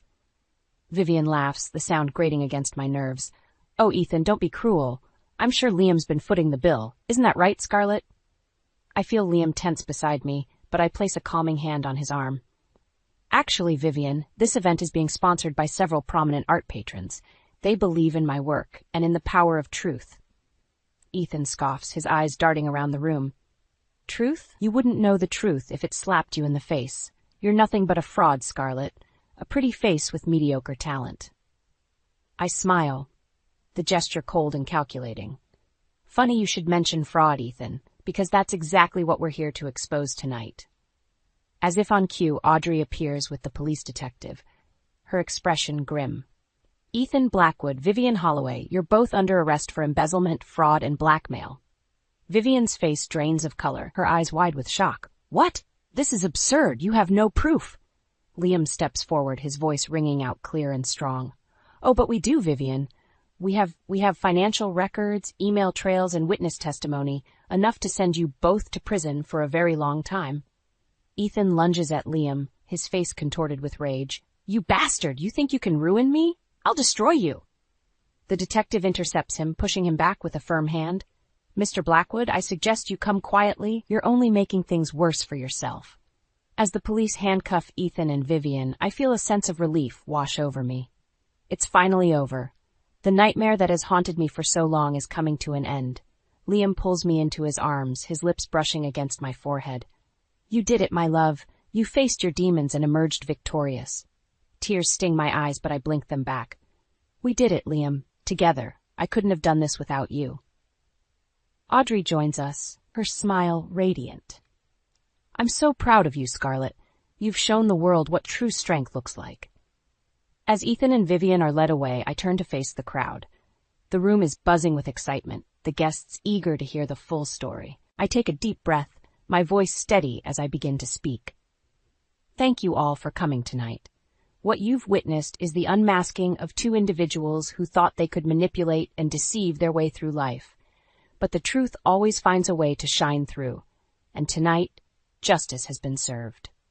The applause is deafening, and I feel a sense of pride swell within me. This is my moment, my triumph, and I know that no matter what the future holds, I'll face it with my head held high and the love of those who matter most by my side. The crowd falls silent as Liam takes the stage, his presence commanding attention. He looks every bit the successful lawyer, his suit impeccably tailored, his expression grave. "Ladies and gentlemen," he begins, his voice carrying across the room. "Tonight, we gather not only to celebrate the incredible talent of my wife, Scarlett Hawkins, but also to expose the truth behind two individuals who have caused immeasurable harm." He pauses, his eyes scanning the crowd. Vivian Holloway, the once respected philanthropist, has been embezzling funds from her family's foundation for years. She's used this money to fund her lavish lifestyle, all while claiming to be a champion of the less fortunate. Gasps and murmurs ripple through the audience, and I see Vivian's face turn ashen. She tries to back away, but the detective's grip on her arm is unyielding. Liam continues, his voice growing stronger. "And Ethan Blackwood, the man who once claimed to love Scarlett, has been actively sabotaging her career. He's blackmailed gallery owners, threatened critics, and spread vicious lies, all in an attempt to destroy the woman he couldn't control." Ethan's eyes blaze with fury, his fists clenched at his sides. "You have no proof," he shouts, his voice cracking with desperation. I step forward, my head held high. "But we do, Ethan. We have emails, financial records, and witness statements. You thought you could break me, but you underestimated my strength. Our strength." I take Liam's hand, our fingers intertwining. "You see, Ethan, you may have shattered my heart, but you couldn't touch my spirit. I found love, real love, with a man who supports and cherishes me, a man who fights for truth and justice. Ethan's face contorts with rage, and he lunges forward, his hands outstretched. "You bitch!" he screams, spittle flying from his lips. "I'll kill you!" The detective tackles him to the ground, pinning his arms behind his back. Vivian sobs, her mascara running down her cheeks. "Please," she begs, her voice trembling. "Have mercy. I didn't mean to hurt anyone." I look at her, my expression cold. "Mercy? Like the mercy you showed me when you stole my fiancé? When you gloated about your wealth and status?" "No, Vivian. You'll receive the same mercy you've shown others. None." The detective hauls Ethan to his feet, his face bruised and bloody. "Ethan Blackwood, Vivian Holloway, you're under arrest for embezzlement, fraud, and assault. You have the right to remain silent." As the detective reads them their rights, I feel a weight lift from my shoulders. It's over. The nightmare that has haunted me for so long is finally coming to an end. Liam pulls me into his arms, his lips brushing against my ear. "I'm so proud of you, my love. You faced your demons with grace and strength." Tears sting my eyes, but I blink them back. "I couldn't have done it without you, Liam. You've been my rock, my guiding light." Audrey appears at my side, her smile wide and genuine. "You did it, Scarlett. You brought them to justice, and now the world can see your true talent unhindered by their malice." As Ethan and Vivian are led away in handcuffs, I turn to face the crowd once more. Let this be a lesson to anyone who thinks they can abuse their power and privilege. The truth will always come to light, and justice will be served. The applause is thunderous, and I feel a sense of pride swell within me. This is my moment, my triumph, and I know that whatever the future holds, I'll face it with courage, integrity, and the love of those who matter most. The weeks following Ethan and Vivian's arrest are a whirlwind of activity. The press descends upon the story like vultures, eager to pick apart every sordid detail of the scandal. Liam and I watch from the sidelines as the trial unfolds, each damning piece of evidence sealing Vivian's fate. The once proud socialite crumbles under the weight of her crimes, her designer dresses traded for a drab prison uniform. As the guilty verdict is read, Vivian's anguished cries echo through the courtroom. "Please," she begs, her eyes wild with desperation. I can't go to prison. I'll do anything." The judge remains unmoved, his voice firm and uncompromising. "Vivian Holloway, you have shown no remorse for your actions. You've stolen from those who trusted you, and you've used your wealth and status to evade justice. I hereby sentence you to 10 years in federal prison with no possibility of parole." Vivian collapses, her sobs racking her body as the bailiffs lead her away. I feel a twinge of pity, but it's quickly overshadowed by a sense of righteous satisfaction. She's finally getting what she deserves. Ethan, on the other hand, seems to have escaped legal consequences, much to my frustration. But as the news of Vivian's conviction spreads, the art world turns its back on him. Galleries refuse to show his work, collectors shun his pieces, and his once promising career crumbles to dust. Liam and I throw ourselves into our respective passions, our love and partnership stronger than ever. My paintings soar in value, each brushstroke a testament to my resilience and growth. Liam's law firm thrives, his reputation as a champion of justice firmly established. One evening, as we're enjoying a quiet dinner at home, Liam takes my hand, his eyes shining with love and admiration. "Scarlett, I've been thinking, what if we used our success to help others, to give back to the community?" I smile, my heart swelling with pride. "I love that idea, Liam. We could start a foundation, one that supports emerging artists and provides legal aid to those who've been wronged." He nods, his excitement palpable. "Exactly. We've been through so much, and we've come out stronger. Now it's our turn to be the light in someone else's darkness." As we begin to plan our new venture, I can't help but reflect on the journey that brought us here. The pain, the betrayal, the hard-fought battles, they've all led us to this moment, to a love that's unbreakable and a purpose that's greater than ourselves. Weeks turn into months, and our foundation begins to take shape. We pour our hearts into the work, channeling our passion and empathy into every project. One day, as I'm overseeing the installation of a new exhibit, I receive a call from an unknown number. Curious, I answer, only to hear a voice I never thought I'd encounter again. "Scarlett." Ethan's voice is ragged, broken. I need your help. I stiffen, my grip tightening on the phone. Ethan, I thought I made it clear that I want nothing to do with you. Please, he begs, his desperation palpable. I've lost everything. My career, my reputation. I have nothing left. I know I don't deserve your forgiveness, but I'm begging you. Please, give me a chance to make things right. For a moment, I'm tempted to let him back into my life, to offer him the redemption he so desperately craves. But then I remember the pain he caused, the scars he left on my heart. I'm sorry, Ethan, I say, my voice steady and resolute. But I can't help you. You made your choices, and now you have to live with the consequences. I hope someday you find the strength to be a better man, but I won't be a part of that journey. With that, I end the call, my heart lighter than it's been in years. I've finally closed the door on that chapter of my life, and I'm ready to embrace the future with Liam by my side and a world of possibilities ahead. The grand opening of our foundation is a night to remember. The gallery is filled with the laughter and chatter of friends, family, and supporters, each one eager to celebrate the culmination of our hard work and dedication. Audrey is by my side, her smile radiant as she takes in the scene. I'm so proud of you, Scarlett. Look at what you've accomplished, what you've overcome. You're an inspiration to us all. I squeeze her hand, my heart full of gratitude. I couldn't have done it without you, Audrey. You've been my rock, my constant support. I'm so lucky to have you in my life. As the evening progresses, Liam and I take turns sharing our vision for the foundation, our voices filled with passion and purpose. We speak of the artists we'll nurture, the lives we'll change, and the legacy we hope to leave behind. The crowd hangs on our every word, their applause thunderous and heartfelt. In this moment, I feel a sense of peace wash over me. The struggles of the past, the pain and the heartache, they've all led me here to a place of strength and resilience.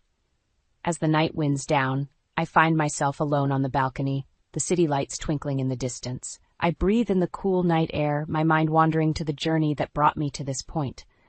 Suddenly, I hear footsteps behind me. I turn, my heart skipping a beat as I see Ethan standing before me, his face haggard and his eyes haunted. Scarlett, he begins, his voice barely above a whisper.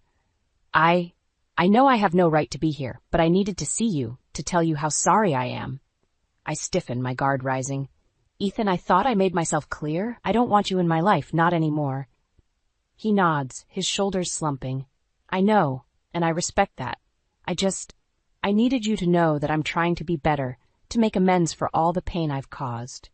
For a moment, I'm silent, studying his face for any sign of deceit. But all I see is a broken man, a shell of the person he once was. I hope you find what you're looking for, Ethan, I say, my voice softening.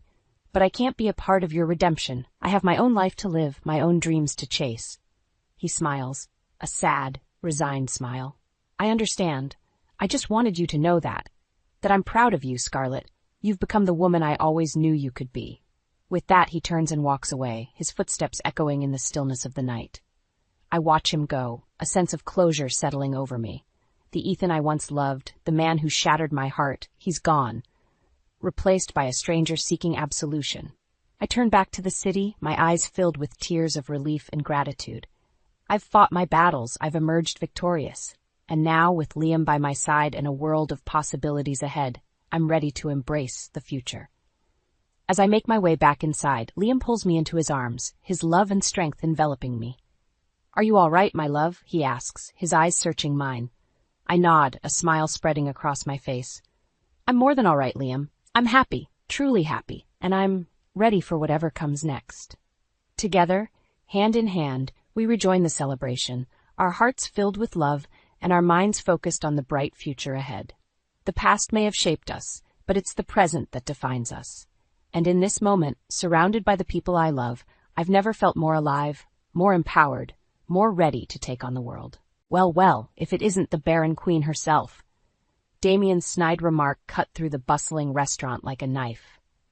I turned to face my ex-husband, his lips curled into a smug grin. Beside him stood Tiffany, his much younger wife, her hand resting on her swollen belly. Damien, I acknowledged, my voice steady despite the anger bubbling inside me. I see you couldn't resist the opportunity to ruin this special occasion. Special occasion? Tiffany scoffed, her perfectly manicured nails tapping against her designer handbag. "What's so special about your daughter getting into some second-rate law school?" I gritted my teeth, refusing to let their venom spoil this moment. "Jasmine worked hard for this. She earned her place at a top-tier university." Damien laughed, the sound grating against my nerves. "And where is the father of this supposed prodigy? Oh, that's right, you couldn't keep a man long enough to have a real family." His words stung, reopening old wounds I thought had long since healed. 15 years ago, I discovered Damien's affair with Tiffany, his secretary at the time. He left me, shattered and alone, as I grappled with the devastating news of my infertility. "Damien, that's enough," a familiar voice interjected. I turned to see Ethan, my boyfriend of 3 years, standing behind me, his hand resting reassuringly on my shoulder. Jasmine stood beside him, her eyes wide with concern. "Mom, is everything okay?" Jasmine asked, glancing warily at Damien and Tiffany. I forced a smile, determined not to let their presence ruin this celebration. "Everything's fine, sweetheart. Let's go inside and enjoy our dinner." As we made our way to our table, I caught snippets of Damien and Tiffany's conversation. "Can you believe her?" Tiffany hissed. "Parading around with that man like he's the father of her child. We all know the truth." Ethan's grip on my hand tightened, and I could see the anger flashing in his eyes. He turned to face the couple, his voice low and controlled. "You know, Damien, for someone who prides himself on being a father, you seem quite comfortable raising a child that isn't even yours." Damien's face paled, and Tiffany's eyes widened in shock. I couldn't help but feel a twinge of satisfaction at their discomfort. "What are you talking about?" Damien sputtered, his bravado faltering. I met his gaze, my voice steady and clear. "Jasmine was conceived through IVF with my late husband, whom I married after our divorce. He may not have been her biological father, but he loved her unconditionally." Ethan nodded, his arm wrapping around my waist, "and I consider myself lucky to be a part of their lives now." Damien opened his mouth to retort, but Tiffany tugged on his arm, her face flushed with embarrassment.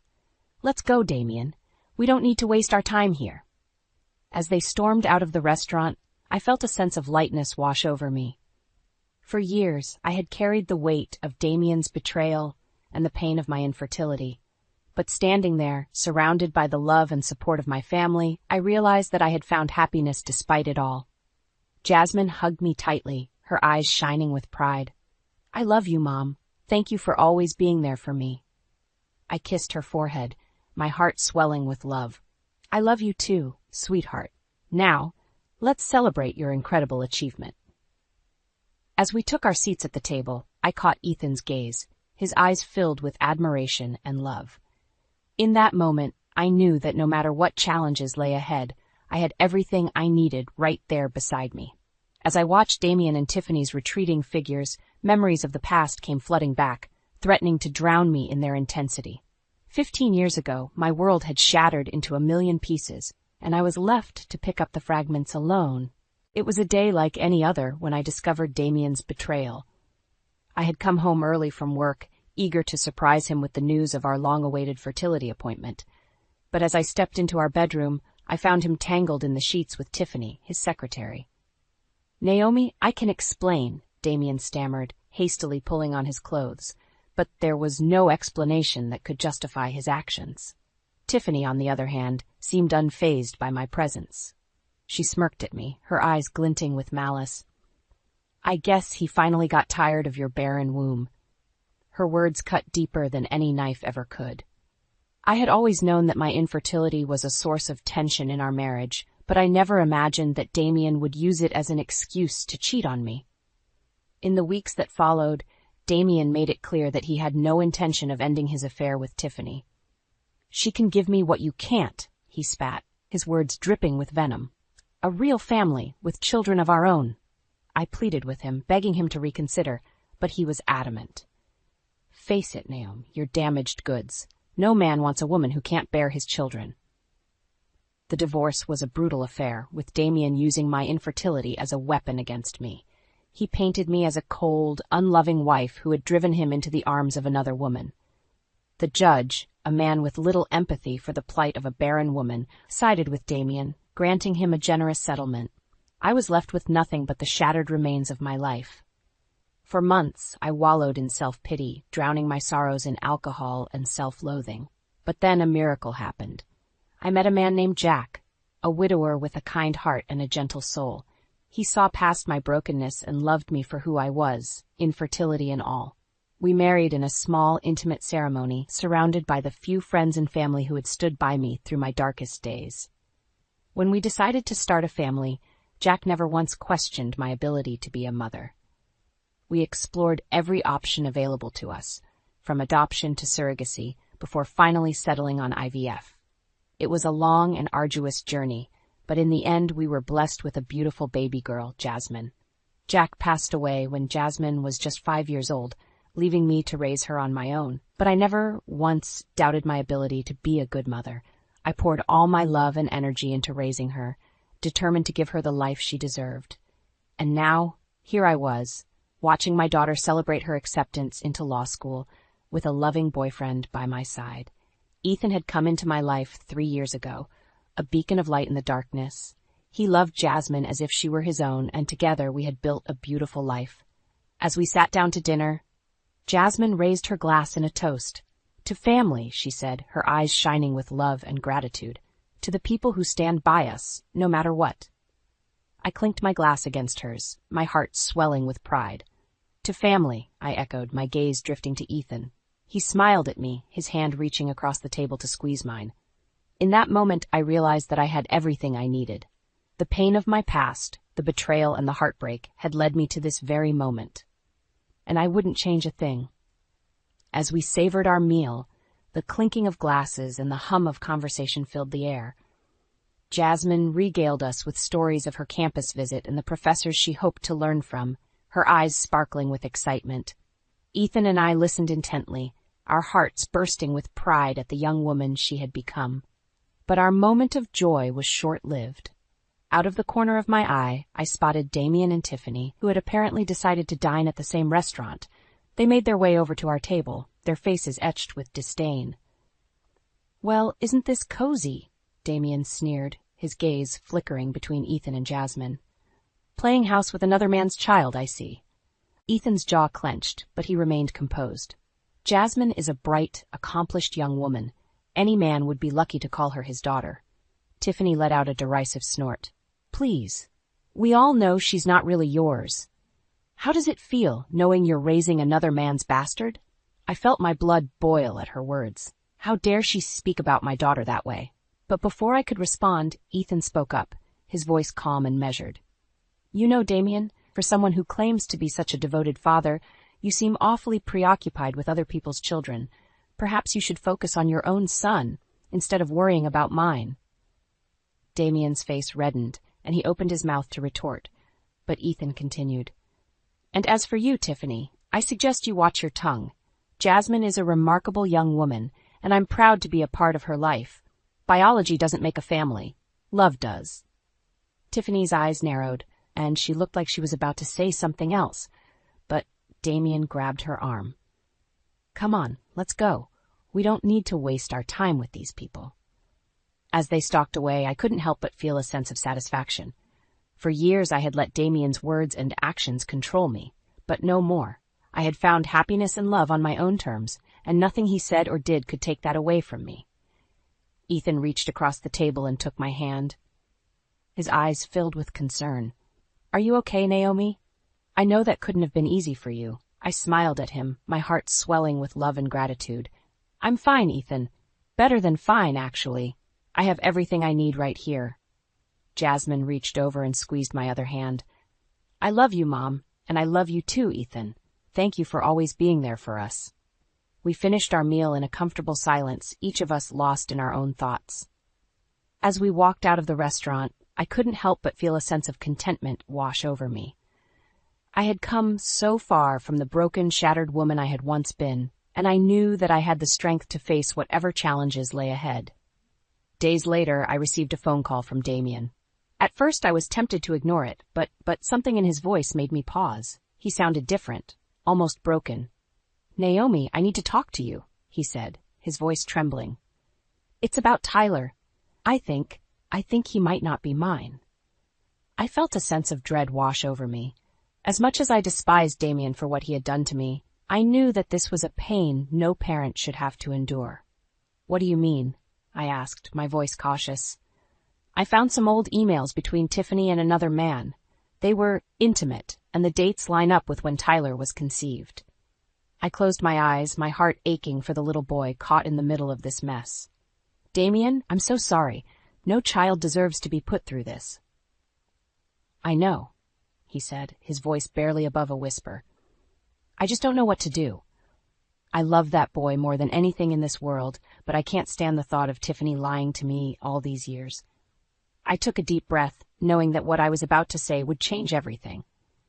"Damien, I know we have our differences, but for Tyler's sake, we need to put them aside. That little boy needs his father now more than ever." There was a long pause on the other end of the line. "You're right," Damien said finally. "I need to be there for my son, no matter what. Thank you, Naomi, for everything." As I hung up the phone, I couldn't help but feel a sense of hope. Maybe, just maybe, there was a chance for redemption after all. As we left the restaurant, the cool evening air was a welcome respite from the tension that had filled the room just moments before.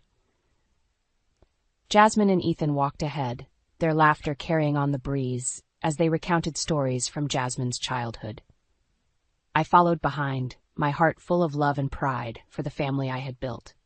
But even as I savored the moment, I couldn't shake the feeling of unease that had settled in the pit of my stomach. Damien's words and the look of pure venom in Tiffany's eyes had struck a nerve that I thought had long since been buried. As we reached the car, I overheard snippets of their conversation, carried on the wind like poisoned arrows. "Can you believe the nerve of that woman?"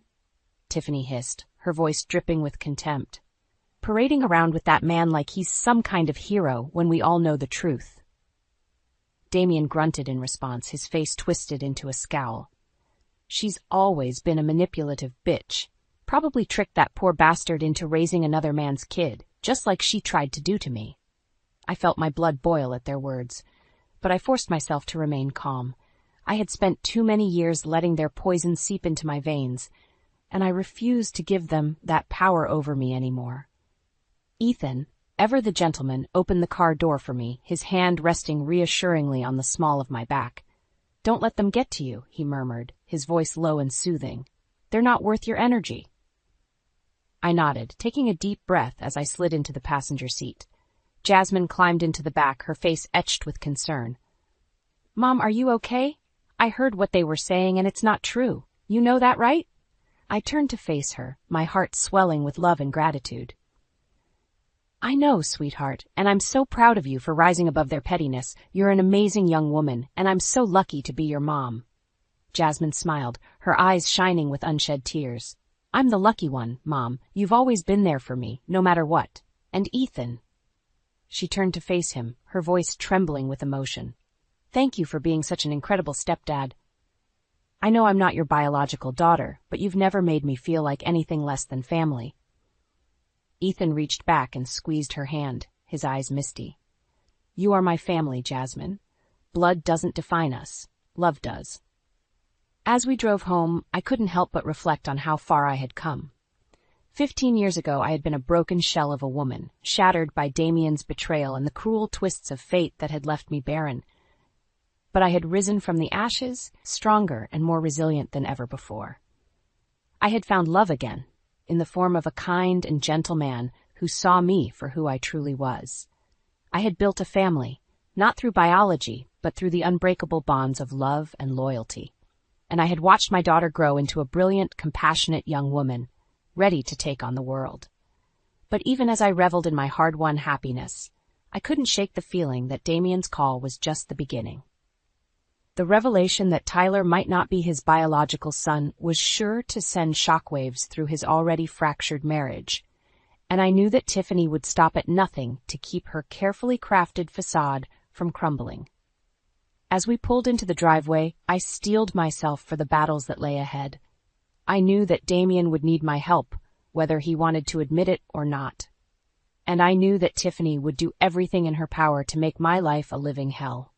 But I also knew that I had the strength to weather any storm. I had my family by my side and the unshakable knowledge that I had built a life worth fighting for. And no matter what Damien or Tiffany threw my way, I would never let them take that away from me again. A few days after the phone call, Damien showed up at my doorstep, his face a mask of anguish and despair. I hesitated for a moment, unsure if I wanted to invite this man, who had caused me so much pain, back into my life. But the look in his eyes, the sheer desperation, made me step aside and usher him in. "I didn't know where else to go," he said, his voice hoarse and trembling. I can't believe this is happening." I led him into the living room, gesturing for him to take a seat on the couch. "Tell me everything," I said, my voice calm and measured. Damien took a deep breath, his hands shaking as he clasped them together. "I got the results of the paternity test today. Tyler? He's not mine." I felt a wave of sympathy wash over me, even as a small, vindictive part of me whispered that he deserved this pain. "I'm so sorry, Damien. I can't imagine how you must be feeling." He looked up at me, his eyes filled with a mixture of anger and despair. "I just don't understand how she could do this to me, how she could lie to me for all these years, letting me believe that Tyler was my son." I reached out and placed a hand on his shoulder, surprised at the way he leaned into my touch.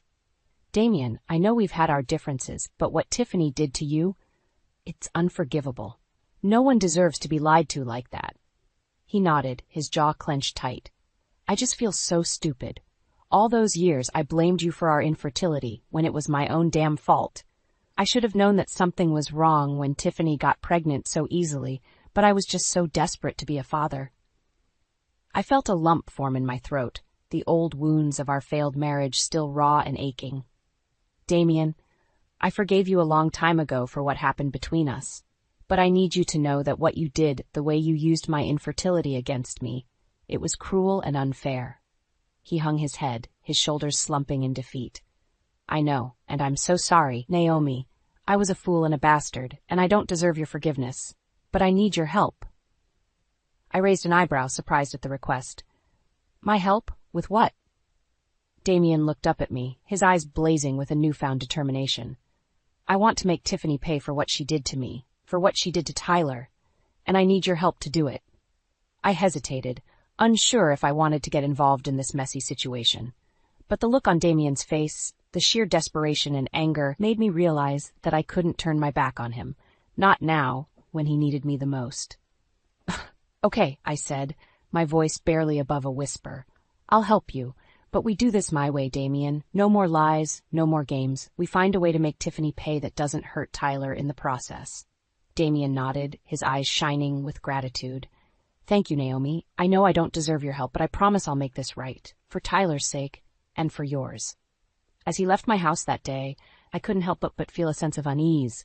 I knew that getting involved with Damien again, even in this limited capacity, was a risk. But I also knew that I couldn't stand by and watch as Tiffany destroyed another family the way she had destroyed mine. I took a deep breath, steeling myself for the battles that lay ahead. I knew that Tiffany would stop at nothing to keep her secrets buried, and that she would come after me with everything she had. But I also knew that I had the strength to face her, and the knowledge that I was fighting for something bigger than myself. For Tyler, and for all the children out there who deserved to know the truth about their parents. And for myself, and the chance to finally put the ghosts of my past to rest, once and for all. Months had passed since Damien's shocking revelation, and life had settled into a new normal. Jasmine was thriving in law school, her passion for justice and equality burning brighter than ever. Ethan and I had grown even closer, our love weathering the storms of the past and emerging stronger than before. But even as I savored the peace and happiness of my new life, I couldn't shake the feeling that the other shoe was about to drop. And drop it did, in the form of a haggard and desperate Damien, once again darkening my doorstep. "Naomi, I need your help," he said, his voice raw and ragged. "Tiffany's taking me to the cleaners in the divorce, and I don't know what to do." I sighed, feeling a twinge of sympathy for the man who had once been my husband. "Damien, I'm sorry, but I don't know how I can help you. You made your bed, and now you have to lie in it." He shook his head, his eyes wild and desperate. "You don't understand. She's demanding alimony and child support, even though she knows damn well that Tyler isn't mine. She's bleeding me dry, Naomi, and I don't have anywhere else to turn." I hesitated, torn between my desire to help and my reluctance to get involved in Damien's messy divorce. But the look on his face, the sheer desperation and fear, made me realize that I couldn't turn my back on him.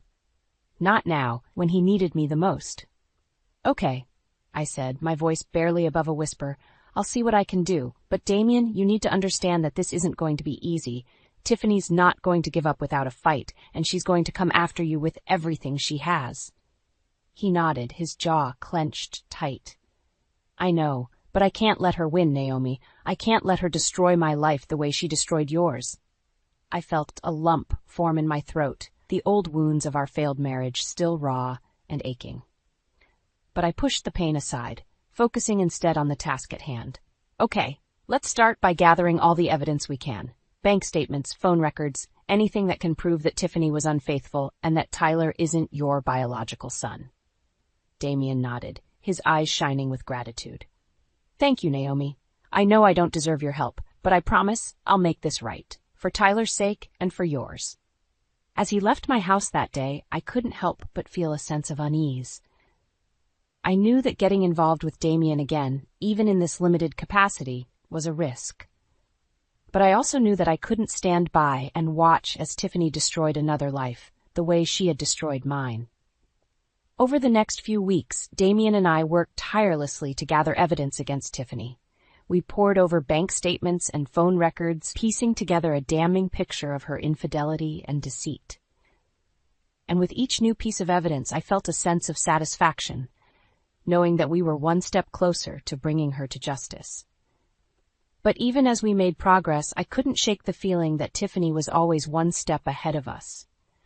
She had a way of slipping through our fingers like a snake shedding its skin, and I knew that she would stop at nothing to keep her secrets buried, no matter who she had to hurt in the process. One evening, as I sat at my desk, poring over yet another stack of documents, I heard a knock at the door. I froze, my heart pounding in my chest. Somehow, I knew that it was Tiffany, come to confront me once and for all. I took a deep breath, steeling myself for the battle that lay ahead. I knew that she would come at me with everything she had, but I also knew that I had the truth on my side. And with Damien by my side, I knew that we could face anything that she threw our way. I opened the door, my head held high and my eyes blazing with determination. "Hello, Tiffany," I said, my voice calm and steady. "I've been expecting you." Tiffany stood on my doorstep, her eyes blazing with fury and her lips twisted into a sneer. "Where is he, Naomi?" she demanded, her voice dripping with venom. "Where's that bastard husband of mine?" I raised an eyebrow, feigning ignorance. "I'm sorry, Tiffany, but I have no idea what you're talking about. I haven't seen Damien in weeks." She laughed, a harsh, grating sound that set my teeth on edge. "Don't play dumb with me, you bitch. I know you've been helping him, trying to screw me over in the divorce. But it's not going to work. I'm going to take him for everything he's worth, and there's nothing you can do to stop me." I felt a surge of anger course through my veins, hot and powerful. How dare she come to my home, making demands and throwing accusations? After everything she had done, all the lies and the betrayal, she had the nerve to play the victim. "Listen to me, Tiffany," I said, my voice low and dangerous. "I don't know where Damien is, and even if I did, I wouldn't tell you. He's done with you, and so am I.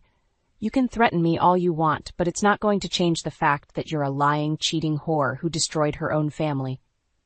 Tiffany's face twisted with rage, and for a moment I thought she might actually strike me. But instead, she took a step back, her eyes narrowing to slits. "You think you're so perfect, don't you, Naomi? The noble ex-wife, the loving mother, the loyal friend. But you're no better than me. You're just a pathetic, barren bitch who couldn't keep her own husband satisfied." I felt the words like a blow to the gut, the old wounds of my infertility and my failed marriage ripping open anew. But I refused to let her see how much she had hurt me. I straightened my spine, my head held high, and looked her dead in the eye. "You're right, Tiffany. I am barren, and I did lose my husband all those years ago. But you know what? I survived. I picked myself up, dusted myself off, and built a new life for myself. A life filled with love and happiness and purpose, and that's something you'll never have, no matter how much money you squeeze out of Damien." Tiffany's face went white with shock, her mouth opening and closing like a fish out of water. For a moment I thought she might actually back down. But then her eyes hardened, and she took a step forward, her voice low and menacing. "This isn't over, Naomi. I'm going to find Damien, and I'm going to make him pay for what he's done, and if you get in my way, I'll destroy you too, just like I destroyed your marriage all those years ago." With that, she turned on her heel and stalked away, leaving me standing in the doorway, my heart pounding in my chest. I knew that she meant every word, that she would stop at nothing to get what she wanted. But I also knew that I was stronger than her, that I had the truth on my side. I closed the door, my mind racing with possibilities. I knew that I had to find Damien, to warn him about Tiffany's threats and to help him fight back against her lies. But I also knew that I couldn't do it alone. I needed help, someone who could be my eyes and ears on the ground, someone who could help me stay one step ahead of Tiffany and her schemes. I picked up the phone, my fingers trembling as I dialed the number. "Ethan?" I said, my voice barely above a whisper. "I need your help. Tiffany's on the warpath, and I don't know what to do." There was a moment of silence on the other end of the line, and then Ethan's voice, warm and reassuring. "I'm on my way, Naomi. We'll figure this out together, I promise. Just hold on, and don't let her get to you. You're stronger than she is, and you always will be." I felt a rush of gratitude and love wash over me, the tension in my shoulders easing just a bit. With Ethan by my side, I knew that I could face anything that Tiffany threw my way, and together we would find a way to bring her to justice once and for all. As the dust settled from Tiffany's explosive visit, I found myself reflecting on the twisted path that had led us all to this moment. Damien, the man who had once shattered my heart and my dreams, was now facing the same pain and betrayal that he had inflicted upon me so many years ago. And Tiffany, the woman who had stolen him away with her lies and her deceit, was finally getting a taste of her own bitter medicine. It was a strange feeling, this sense of poetic justice that washed over me. I had spent so many years nursing my wounds, hiding my pain behind a facade of strength and resilience. But now, as I watched the karma that Damien and Tiffany had so richly deserved come back to bite them, I felt a sense of peace and closure that I had never known before. Of course, it wasn't all smooth sailing. Tiffany was still out there, lurking in the shadows, waiting for her chance to strike. And Damien, for all his faults and his mistakes, was still a broken man, struggling to come to terms with the lies that had destroyed his life. But I knew that I was stronger than them both. I had survived their betrayal, their cruelty, and their deceit, and I had come out the other side a better person for it. I had found love again. We had with a man who cherished me for who I was, not for what I could give him. I had built a family, a real family, filled with laughter and joy and unconditional love. And now, as I watched Jasmine thriving in law school, her passion for justice and equality burning brighter than ever, I knew that I had made the right choices. I had chosen to rise above the pain and the anger, to focus on the things that truly mattered in life. And in doing so, I had found a happiness and a fulfillment that I had never dreamed possible. Ethan, as always, was my rock, my anchor in the storm. He held me close as I poured out my fears and my doubts, his strong arms a shelter from the chaos that swirled around us. "You're doing the right thing, Naomi," he murmured, his voice low and soothing. "You're standing up for what's right, for what's true. And no matter what happens, I'll be right here beside you, every step of the way." I nodded, my throat tight with emotion. "I know," I whispered, my voice barely audible over the pounding of my heart. "I couldn't do this without you, Ethan. You're my strength, my courage, my everything." He smiled, his eyes shining with love and pride. "And you're mine, Naomi. You always have been, and you always will be." As the days turned into weeks, and the weeks into months, I watched as Damien's life unraveled before my eyes. Tiffany, true to her word, had taken him for everything he was worth, leaving him broken and destitute. And Tyler, the innocent child caught in the crossfire of their lies and their deceit, was left to pick up the pieces of his shattered world. But even in the midst of all the chaos and the heartbreak, I knew that there was still hope. Hope for a better future, a brighter tomorrow. Hope for a world where love and truth and justice would always triumph over lies and betrayal and greed. And so I held my head high, my eyes fixed on the horizon. I knew that the road ahead would be long and hard, that there would be obstacles and challenges at every turn. But I also knew that I had the strength and the courage to face them all, to keep moving forward, no matter what life threw my way. Because in the end, that was what truly mattered. Not the pain of the past or the fear of the future, but the love and the joy and the hope that we held in our hearts. And as long as I had that, as long as I had my family and my friends and my own unshakable sense of self, I knew that I could face anything that the world had in store for me. And so I smiled, my heart full of gratitude and grace. I had survived the worst that life had to offer, and I had emerged stronger, wiser, and more resilient than ever before. And now, as I looked out at the bright, shining future that lay ahead, I knew that I was ready for whatever came next. Sign the papers, Mila. You don't want to make this ugly, do you? Think about our boys. Ethan's words cut through me like a knife, his cruel smirk twisting the face I once loved. I stare at the divorce papers in front of me, my hands trembling as I try to process the betrayal and heartache that have led me to this moment. Just a few years ago, I was a dedicated pediatric nurse, finding fulfillment in my career, but feeling the pressure to settle down as my friends and younger sister started their own families. That all changed when I reconnected with Ethan Hawthorne at a friend's wedding. The groom's charismatic cousin swept me off my feet as we danced, sparks flying between us. Our whirlwind romance led to a quick engagement and a beautiful wedding. I thought I had found my happily ever after, especially when I discovered I was pregnant shortly after. But the cracks in our relationship began to show when the ultrasound revealed we were having twin boys. Ethan seemed distant about the news, but I chalked it up to nerves.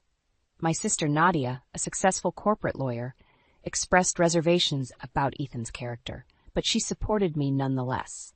When our boys, Liam and Lucas, were born healthy, Ethan put on a show of joy for the family, but I could sense his insincerity.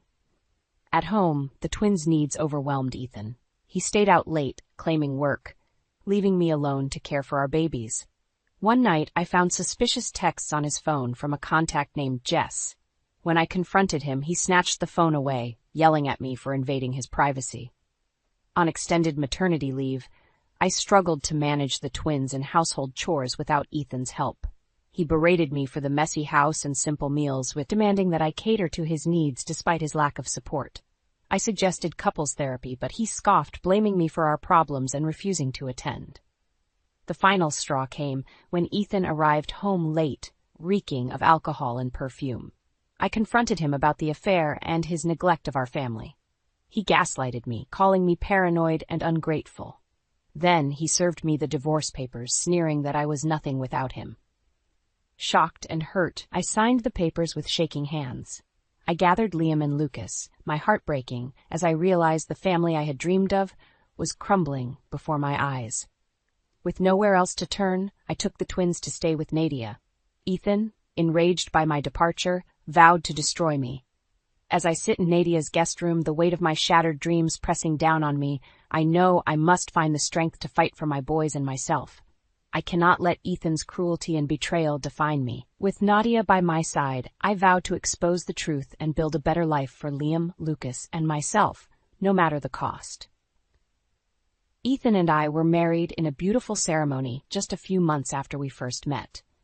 Our whirlwind romance had been the talk of the town, and I couldn't have been happier as I walked down the aisle, my eyes locked on the man I believed to be my soulmate. Shortly after our wedding, I discovered I was pregnant. Ethan seemed thrilled at first, but his enthusiasm waned when the ultrasound revealed we were having twin boys. 2 at once? That's going to be a handful, he muttered, his brow furrowed. I brushed off his reaction, chalking it up to nerves about the responsibility of fatherhood. My sister Nadia, however, wasn't so easily convinced. I don't like the way he reacted to the news, she confided in me over lunch one day. It's like he's not fully committed to this family. I defended Ethan, assuring Nadia that he was just adjusting to the idea of being a father. He'll come around, I said, placing a hand on my growing belly. He loves me, and he'll love our boys just as much. Nadia pursed her lips, her concern evident. I hope you're right, Mila, but if he ever does anything to hurt you or those babies, he'll have me to answer to. When Liam and Lucas were born, Ethan put on a show of joy for our family and friends who came to visit us in the hospital. He cooed over the babies and posed for pictures, but I couldn't shake the feeling that his happiness was a facade. At home, Ethan's true colors began to show. He grew increasingly impatient with the twins' needs, often leaving me alone to care for them while he stayed out late, claiming to be working. "I'm the one providing for this family," he snapped when I confronted him about his absence. "You should be grateful I'm working so hard." I tried to give him the benefit of the doubt, but my suspicions grew when I found a string of texts on his phone from a woman named Jess. The messages were flirtatious and suggestive, hinting at a relationship that went beyond the professional. "Who is she?" I demanded, holding up the phone with a shaking hand. Ethan's face twisted in anger as he snatched the device from my grasp. "You have no right to go through my phone," he yelled, his voice rising to a terrifying volume. "I'm not doing anything wrong. You're just being paranoid." Tears streamed down my face as I watched him storm out of the room, leaving me alone with our crying babies. I tried to convince myself that he was telling the truth, that I was overreacting, but deep down, I knew our marriage was in trouble. As the weeks turned into months, Ethan's behavior only worsened. He berated me for the state of the house, complaining about the laundry piling up and the simple meals I prepared. "Can't you handle anything?" he sneered, his words cutting me to the core. "I work all day and this is what I come home to?" I suggested couples therapy, desperate to save our marriage, but Ethan scoffed at the idea. "We don't need therapy," he said, rolling his eyes. "You're the one with the problem, not me." I felt myself shrinking under the weight of his cruelty, my self-esteem crumbling with each passing day. I had given up so much for this man, for our family, and now I was left with nothing but the shattered remains of my dreams. But the final blow came on that fateful night when Ethan served me the divorce papers, his smirk a twisted reminder of the love I had once believed in. As I sat in Nadia's guest room, my boys sleeping soundly beside me, I knew I had to find the strength to fight back, not just for myself, but for the innocent lives that depended on me. The day Liam and Lucas were born was supposed to be the happiest of my life. As I held my beautiful baby boys in my arms, I felt a rush of love and protectiveness that I had never experienced before. Ethan stood beside me, a wide grin on his face as he posed for pictures with our newborn sons. But even in that moment of joy, I couldn't shake the feeling that something was off. Ethan's smile seemed too perfect, too practiced, like he was putting on a show for the cameras. When our family and friends left the hospital room, his demeanor changed almost instantly. "You better hope they start sleeping through the night soon," he grumbled, his eyes fixed on his phone screen. "I'm not going to be able to function at work if I'm up all night with crying babies." I tried to brush off his comment, reminding myself that he was just adjusting to the reality of fatherhood. But as we settled into life at home with the twins, Ethan's lack of support became increasingly apparent. Night after night, I found myself alone in the nursery, bouncing fussy babies and changing endless diapers while Ethan stayed out late, claiming to be working. When he did come home, he reeked of alcohol and perfume, stumbling into bed without so much as a goodnight kiss. I confronted him about his behavior one evening, my voice shaking with exhaustion and frustration. "I need your help, Ethan. I can't do this all on my own." He rolled his eyes, his words slurring slightly. "You're their mother, Mila. It's your job to take care of them. I'm the one who has to go out and provide for this family." Tears stung my eyes as I watched him stagger off to bed, leaving me alone once again with our crying sons. I knew I couldn't continue like this, but I didn't know where to turn. That's when I found the texts from Jess. My heart dropped as I scrolled through the flirtatious messages, the suggestive emojis, and late-night meetups. When Ethan caught me with his phone, his reaction was explosive. "You're just a paranoid, ungrateful bitch," he screamed, his face contorted with rage. "I work my ass off for this family, and this is how you repay me? By snooping through my phone and accusing me of cheating?" I tried to stand my ground, but his words cut me to the core. Maybe he was right. Maybe I was just being paranoid. I apologized profusely, promising to trust him more and be a better wife. But even as I said the words, I knew they were a lie. I knew in my heart that Ethan was cheating on me, that he had no interest in being a father to our boys. And yet, I couldn't bring myself to leave him. I had invested so much in this marriage, in this family. I couldn't just walk away. So I stayed, pouring all my energy into caring for Liam and Lucas, while Ethan continued to neglect us. I made excuses for his behavior, convincing myself that he was just stressed from work, that he would come around eventually. But the breaking point came on that fateful night when he served me the divorce papers, his cruel smirk a reminder of all the pain he had inflicted on me. As I sat in Nadia's guest room, my boys sleeping soundly beside me, I knew I had to take action. I picked up my phone and dialed Nadia's number, my hands shaking with a mixture of fear and determination. "I need your help," I said, my voice barely above a whisper. "I can't let Ethan get away with this. I won't let him destroy our family." Nadia's response was immediate and unwavering. "I'm here for you, Mila. We'll make him pay for what he's done, I promise." As I hung up the phone, I felt a flicker of hope ignite within me. I knew the road ahead would be difficult, but with my sister by my side, I was ready to fight for the life I deserved, for the future my boys deserved. Ethan had no idea what was coming for him. My extended maternity leave felt more like a prison sentence than a blessing. Every day, I found myself drowning in a sea of dirty diapers, spit-up stains, and endless crying. Ethan's absence was a constant ache, a reminder of the support and love I so desperately craved. On the rare occasions he did come home, it was only to criticize and belittle me.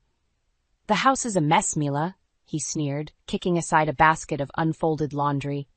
"Can't you manage to keep things clean while I'm out working to support this family?"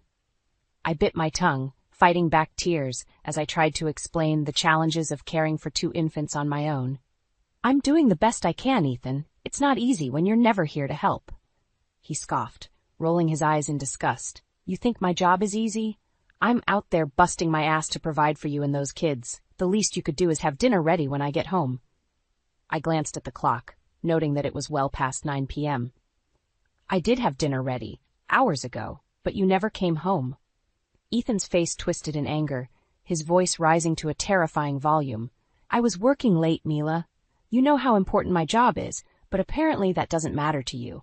All you care about is yourself and those damn babies." I recoiled as if he had slapped me, my heart shattering into a million pieces. How could he say such cruel things about our children, about me? I had given up everything for this family, and this was how he repaid me? In a desperate attempt to salvage our marriage, I suggested couples therapy. "Maybe talking to someone could help us work through these issues," I pleaded, my voice trembling. "We can't go on like this, Ethan." He laughed, a cold, harsh sound that sent shivers down my spine. "Therapy? You think some shrink is going to fix this mess? The only problem here is you, Mila. You're weak, pathetic, and ungrateful. I don't need therapy, and I sure as hell don't need you." With that, he stormed out of the house, slamming the door behind him with such force that it rattled the walls. I collapsed onto the couch, sobs racking my body as I tried to process the cruel words he had hurled at me. How had I let things get this bad? How had I allowed myself to be treated like this, to be so utterly broken by the man I had once loved with all my heart? As I sat there, surrounded by the chaos of my life, I knew I had to make a change. I couldn't continue to live like this, to subject my boys to this toxic environment. They deserved better. I deserved better. With shaking hands, I reached for my phone and dialed Nadia's number. "I need your help," I whispered, my voice hoarse from crying. "I can't do this anymore. I need to leave him." Nadia's response was immediate and filled with a fierce protectiveness that brought fresh tears to my eyes. "I'm on my way, Mila. We'll get you and the boys out of there tonight. You're not alone in this." As I hung up the phone, I felt a glimmer of hope for the first time in months. I knew the road ahead would be difficult, that Ethan wouldn't let me go without a fight. But with my sister by my side, I was ready to take on whatever challenges lay ahead. I looked down at my sleeping boys, their innocent faces a reminder of all that I had to fight for. "I'm sorry," I whispered, brushing a gentle kiss across their foreheads. "I'm sorry I let things get this bad, but I promise, from now on, I'll do whatever it takes to keep you safe, to give you the life you deserve." With a newfound sense of determination, I began to pack our bags, ready to leave behind the shattered remains of my marriage and start anew. Ethan had broken me, but he wouldn't break me forever. I was ready to rise from the ashes, stronger than ever before. The night Ethan came home late, reeking of alcohol and another woman's perfume, was the night my world completely shattered. I had been up for hours pacing the living room with a fussy Liam in my arms, while Lucas slept fitfully in his crib. When the front door finally slammed open, I felt a rush of relief, followed immediately by a sinking dread. Ethan stumbled into the room, his eyes bloodshot and his shirt wrinkled. He barely glanced at me as he made his way to the kitchen, rummaging through the fridge for a beer. "Where have you been?" I asked, my voice trembling with a mixture of anger and fear. "I've been trying to call you all night." He shrugged, popping open the can and taking a long swig. "Out. Had some work stuff to take care of," I scoffed, shifting Liam to my other hip. "Work stuff? Is that what you call screwing your secretary these days?" Ethan's head snapped up, his eyes narrowing in fury. "What the hell are you talking about?" "I'm talking about the texts, Ethan, the late nights, the perfume on your clothes. I'm not an idiot. I know you're cheating on me." He slammed the beer can down on the counter, his face contorting with rage. "You don't know shit, Mila. You're just a paranoid, crazy bitch who can't handle the fact that I have a life outside of changing diapers and wiping snotty noses." Tears stung my eyes as I recoiled from his words, but I refused to back down. "I'm not crazy, Ethan. I know what you're doing, and I won't stand for it anymore. I want a divorce." Ethan laughed, a cold, cruel sound that sent shivers down my spine. "A divorce? You really think you can leave me? You're nothing without me, Mila. You're just a pathetic, stay-at-home mom with no skills and no prospects. Good luck trying to support yourself and those brats on your own." With that, he reached into his jacket pocket and pulled out a stack of papers, tossing them onto the coffee table with a sneer. "But if that's what you want, then fine. Sign the papers, Mila. I'm done with you and this whole fucking family." I stared at the divorce papers, my heart shattering into a million pieces. How had it come to this? How had the man I loved, the father of my children, become such a monster? With shaking hands, I set Liam down in his playpen and reached for a pen. As much as it hurt, I knew I had to do this. I couldn't let Ethan continue to destroy me, to destroy our family. I signed the papers quickly, my vision blurred with tears. When I was done, I looked up at Ethan, my voice barely above a whisper. "I hope you're happy now. You've ruined everything." He smirked, snatching the papers from my hand. "I'll be happy when I'm rid of you and those little bastards. Good luck, Mila. You're going to need it." With that, he stormed out of the house, slamming the door behind him with such force that it rattled the walls. I collapsed onto the couch, sobs racking my body as I tried to process what had just happened. How had I let things get this bad? How had I allowed myself to be so utterly broken by the man I had once loved with all my heart? As I sat there, surrounded by the shattered remains of my life, I knew I had to get out. I couldn't stay in this house, in this toxic environment, for a moment longer. With trembling hands, I gathered up Liam and Lucas, packing a few essentials into a diaper bag. Then I called Nadia, my voice hoarse with tears. "I need a place to stay.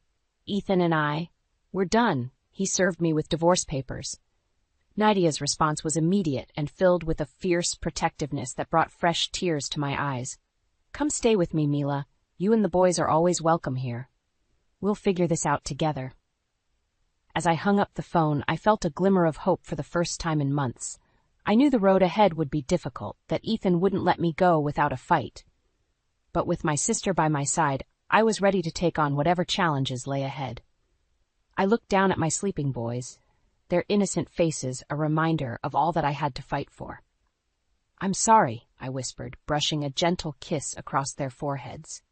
"I'm sorry I let things get this bad, but I promise, from now on, I'll do whatever it takes to keep you safe, to give you the life you deserve." With a newfound sense of determination, I gathered up our bags and headed out into the night, ready to leave behind the shattered remains of my marriage and start anew. Ethan had broken me, but he wouldn't break me forever. I was ready to rise from the ashes, stronger than ever before.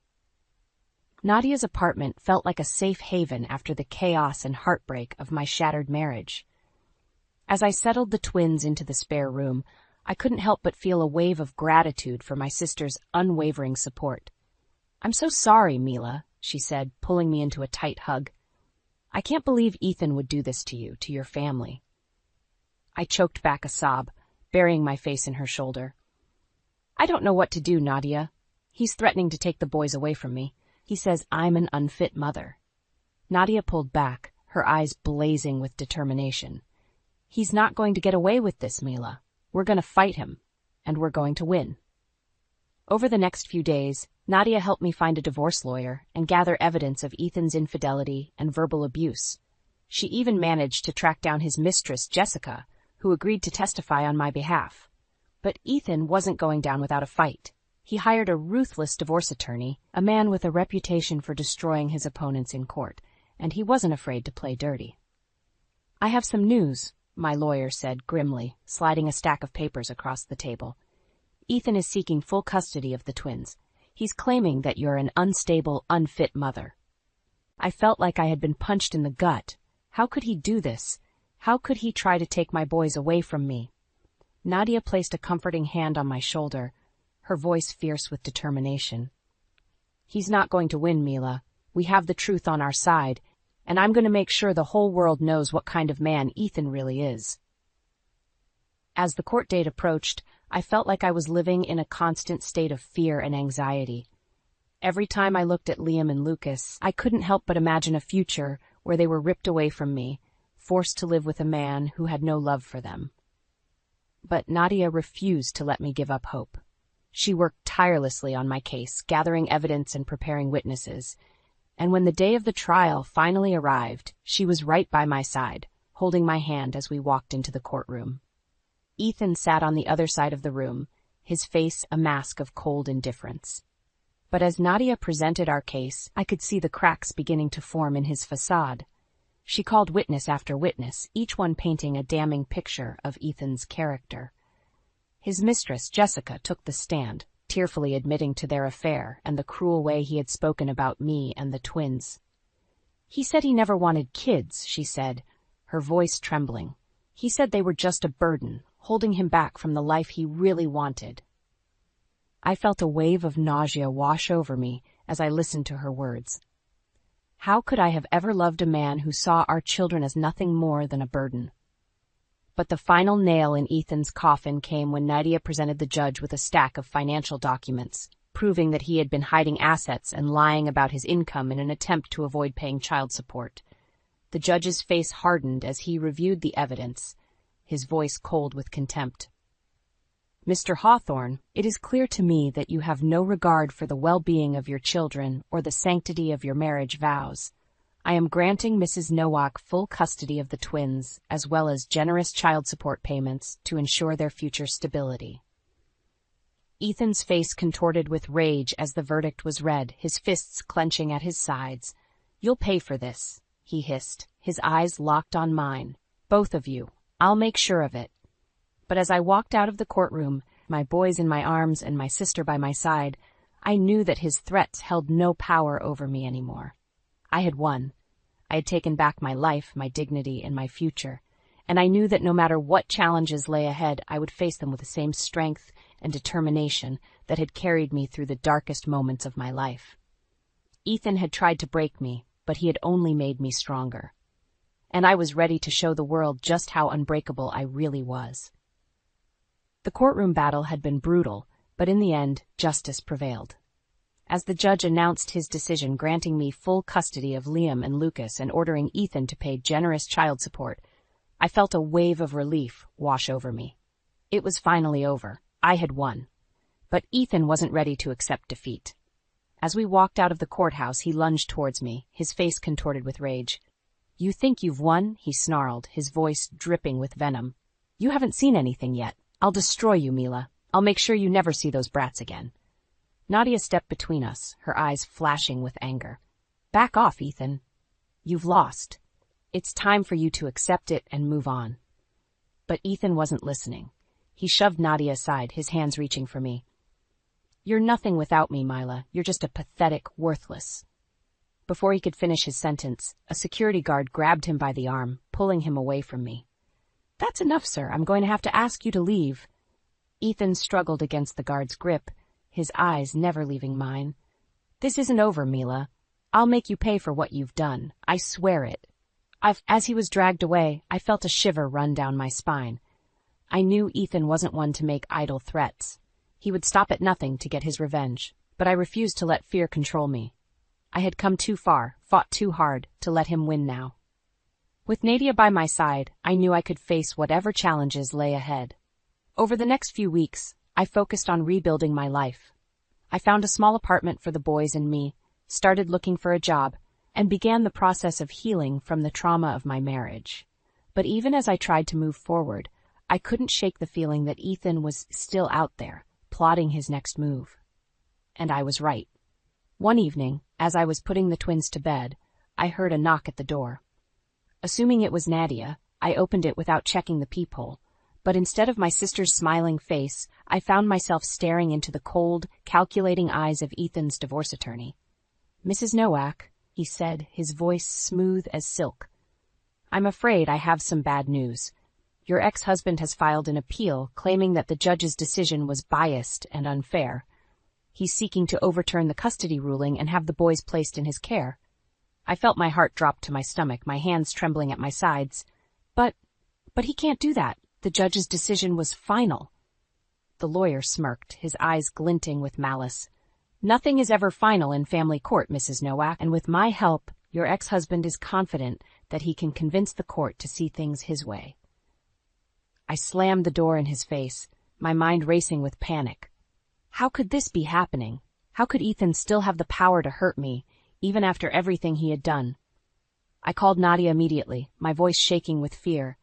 "He's trying to take the boys away from me, Nadia. He's filed an appeal." There was a moment of silence on the other end of the line, followed by a string of colorful curses. "That bastard! He just doesn't know when to quit." "What are we going to do, Nadia? I can't lose my boys. I can't." "You're not going to lose them, Mila. I won't let that happen." Nadia's voice was fierce with determination. "I've been doing some digging into Ethan's past, and I think I may have found something that could help us. Something big." I felt a flicker of hope ignite in my chest. "What is it?" "I can't say too much over the phone, but let's just say that Ethan's not as squeaky clean as he'd like everyone to believe. And with the right evidence, we can make sure that he never comes near you or the boys again." As I hung up the phone, I felt a sense of renewed strength coursing through my veins. Ethan may have thought he had the upper hand, but he had underestimated the power of a mother's love.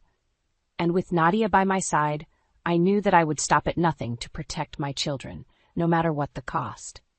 Nadia's revelation about Ethan's shady past had given me a glimmer of hope, but I knew that taking him down wouldn't be easy. He was a master manipulator, always one step ahead of the game. But Nadia was determined to uncover the truth. She hired a private investigator, a former cop with a reputation for getting results, and what he found was even worse than I could have imagined. Ethan's been involved in some pretty sketchy business deals, Nadia told me, her face grim. Money laundering, tax fraud, you name it. He's been using his company as a front for illegal activities for years. I felt sick to my stomach as I listened to the details. How could I have been so blind? How could I have married a man capable of such deceit? But Nadia wasn't finished. "There's more," she said, her voice trembling with anger. "He's been embezzling money from his clients, stealing from the very people who trusted him with their investments." I closed my eyes, fighting back tears. "What are we going to do, Nadia? How can we prove any of this?" Nadia's eyes flashed with determination. "We're going to take this evidence to the authorities. We're going to make sure that Ethan pays for his crimes." And that's exactly what we did. Nadia compiled a dossier of evidence, including financial records, witness statements, and incriminating emails. She handed it over to the FBI, who launched a full-scale investigation into Ethan's business dealings. It didn't take long for the truth to come out. Ethan was arrested and charged with multiple counts of fraud, embezzlement, and money laundering. His assets were frozen, his company was shut down, and he was facing the possibility of decades in prison. I watched the news coverage of his arrest with a mix of relief and sadness. A part of me still couldn't believe that the man I had once loved was capable of such evil. But another part of me knew that he had brought this upon himself. He had chosen greed and power over his own family, and now he was paying the price. With Ethan behind bars, I was finally able to move on with my life. I focused on my children, pouring all of my love and energy into giving them the stable, happy home they deserved. I went back to work as a pediatric nurse, finding joy and purpose in helping others. And as the years passed, I found myself thinking less and less about Ethan. He was a distant memory, a cautionary tale of what could happen when you let darkness into your heart. But even as I moved forward, I knew that I would never forget the lessons I had learned. I would never again let anyone treat me the way Ethan had. I would never again compromise my own happiness for the sake of someone else's ego. I was stronger now, wiser. I had survived the worst that life could throw at me, and I had come out the other side a better person for it. And then, one day, a letter arrived in the mail. It was from Ethan, written from his prison cell. I hesitated before opening it, my hands shaking with a mix of fear and curiosity. Inside, I found a single sheet of paper, covered in Ethan's familiar scrawl. "Mila," it read, "I know that I have no right to ask for your forgiveness. I know that I have caused you and our children unimaginable pain, but I want you to know that I am sorry. I am sorry for everything." I read the words over and over again, tears streaming down my face. A part of me wanted to believe him, to think that maybe, just maybe, he had changed. But I knew better now. I knew that Ethan's words were just that, words. They couldn't erase the damage he had done, the lives he had destroyed. I crumpled the letter in my fist and tossed it in the trash. I didn't need Ethan's apologies. I didn't need his remorse. I had everything I needed right here, in the smiling faces of my children, in the love and support of my family and friends. I had risen from the ashes of my broken marriage, stronger and more determined than ever before. And no matter what challenges lay ahead, I knew that I would face them with my head held high, secure in the knowledge that I was unbreakable. I sat on the couch, weary from my business trip, eager to relax in the comfort of my own home. But as I walked through the door, something felt off. The furniture had been rearranged, and an unfamiliar floral scent lingered in the air. "Welcome back, dear," a voice called out from the kitchen. My mother-in-law, Eloise, emerged with a smug grin. "I've made some changes around here. You'll adjust soon enough." My heart sank. What was she doing here, and why did she sound so permanent? Before I could formulate a response, my husband Landon appeared. "Honey, I'm so glad you're home," he said, kissing my cheek. "We have something to discuss." I glared at Eloise, then back at Landon. "What's going on? Why is your mother here?" Landon shifted uncomfortably. "Well, you see, I've invited her to stay with us. Permanently." My jaw dropped. "What? You decided this without even consulting me?" Eloise chuckled. "Don't be so dramatic, dear. It's for the best, really." I couldn't believe what I was hearing.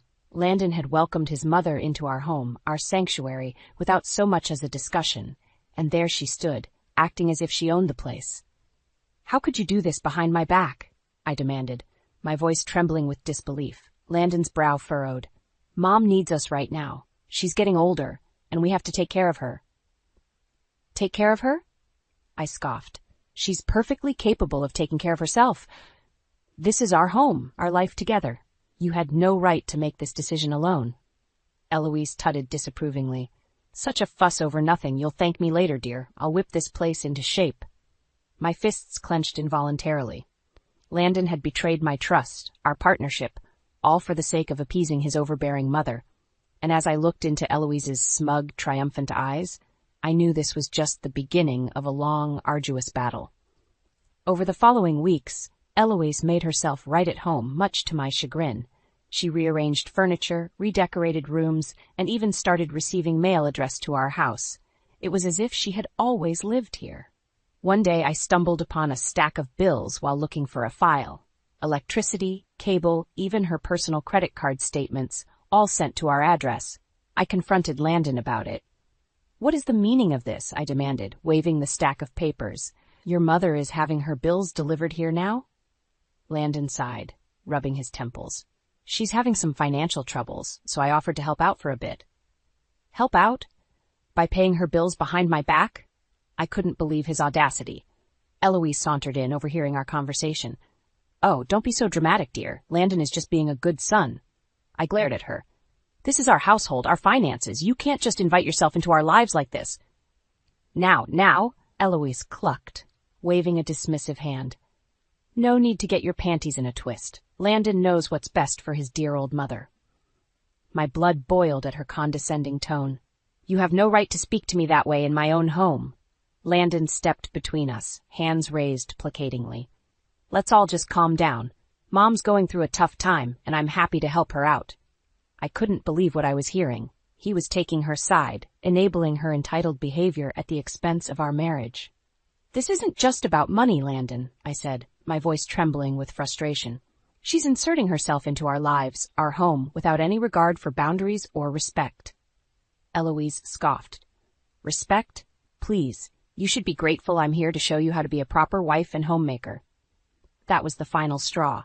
Get out, I snarled, pointing towards the door. Get out of my home right now! Eloise simply laughed, that infuriating smirk plastered on her face. You'll have to take that up with my son, dear. I'm not going anywhere. As she sauntered off, leaving me seething, I turned to Landon with a look of utter disbelief. His apologetic expression said it all. He had chosen his mother's side, no matter the cost to our marriage. A few days later, I overheard a hushed conversation between Eloise and Landon in the kitchen. Curiosity got the better of me, and I paused to listen. Can't keep doing this behind her back, Landon was saying, his voice strained. She's going to find out eventually. Eloise scoffed. Don't be such a coward. You know this investment is our ticket to financial freedom. Mallory will thank us in the long run.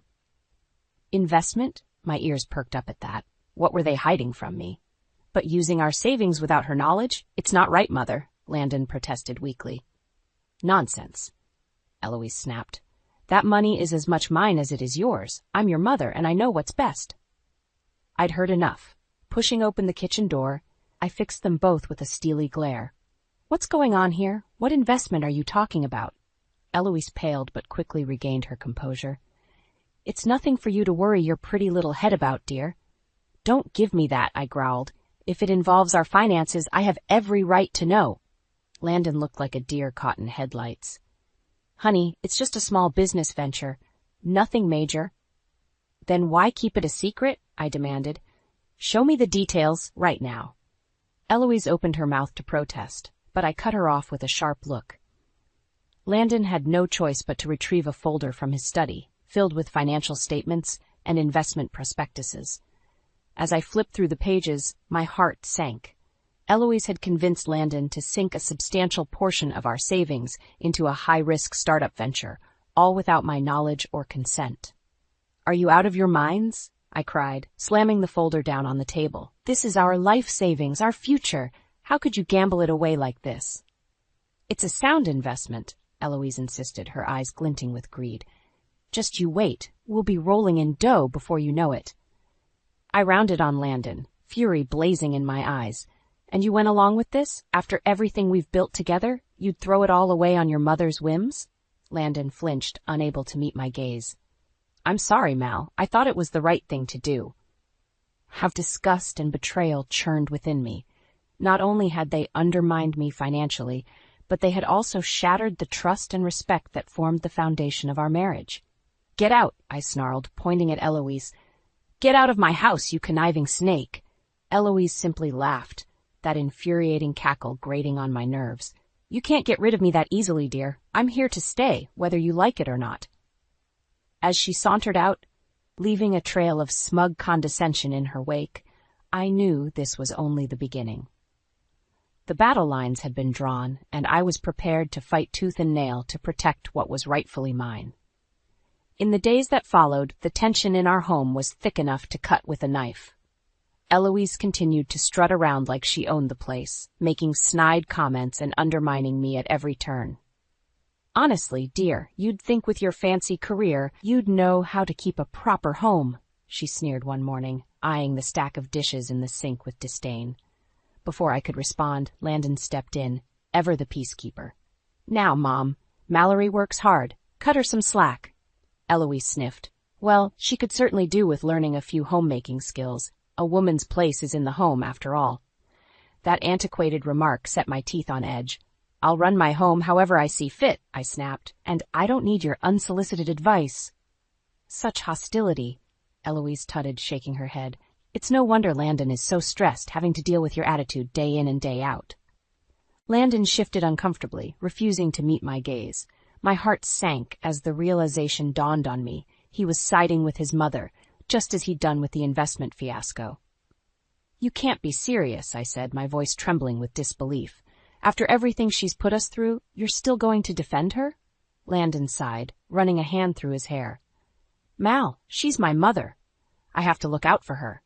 At the expense of our marriage? I cried.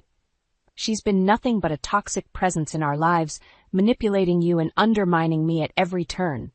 Eloise scoffed. Don't be so melodramatic, dear. I'm only trying to help. Help? I whirled on her, fury blazing in my eyes.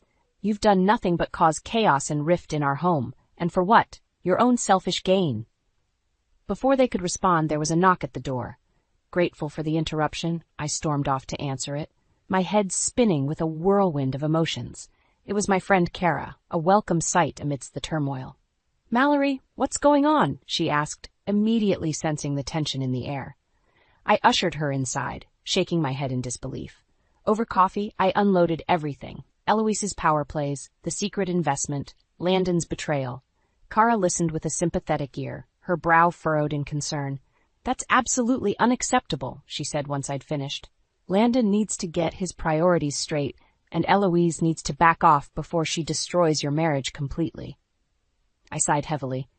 I don't know what to do anymore. It's like I don't even recognize my husband these days. He's so deep under his mother's thumb.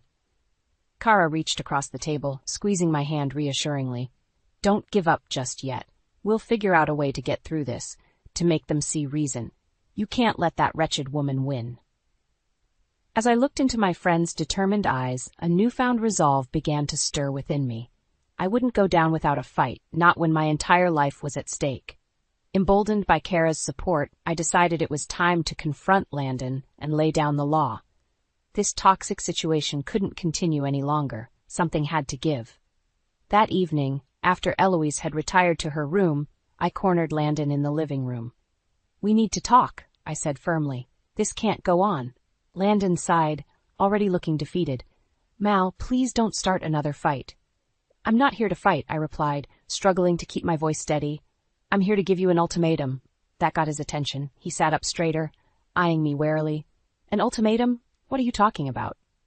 I took a deep breath, steeling my resolve. Your mother has to go. This living situation, her constant interference in our lives, it ends now. Either she moves out or I file for divorce.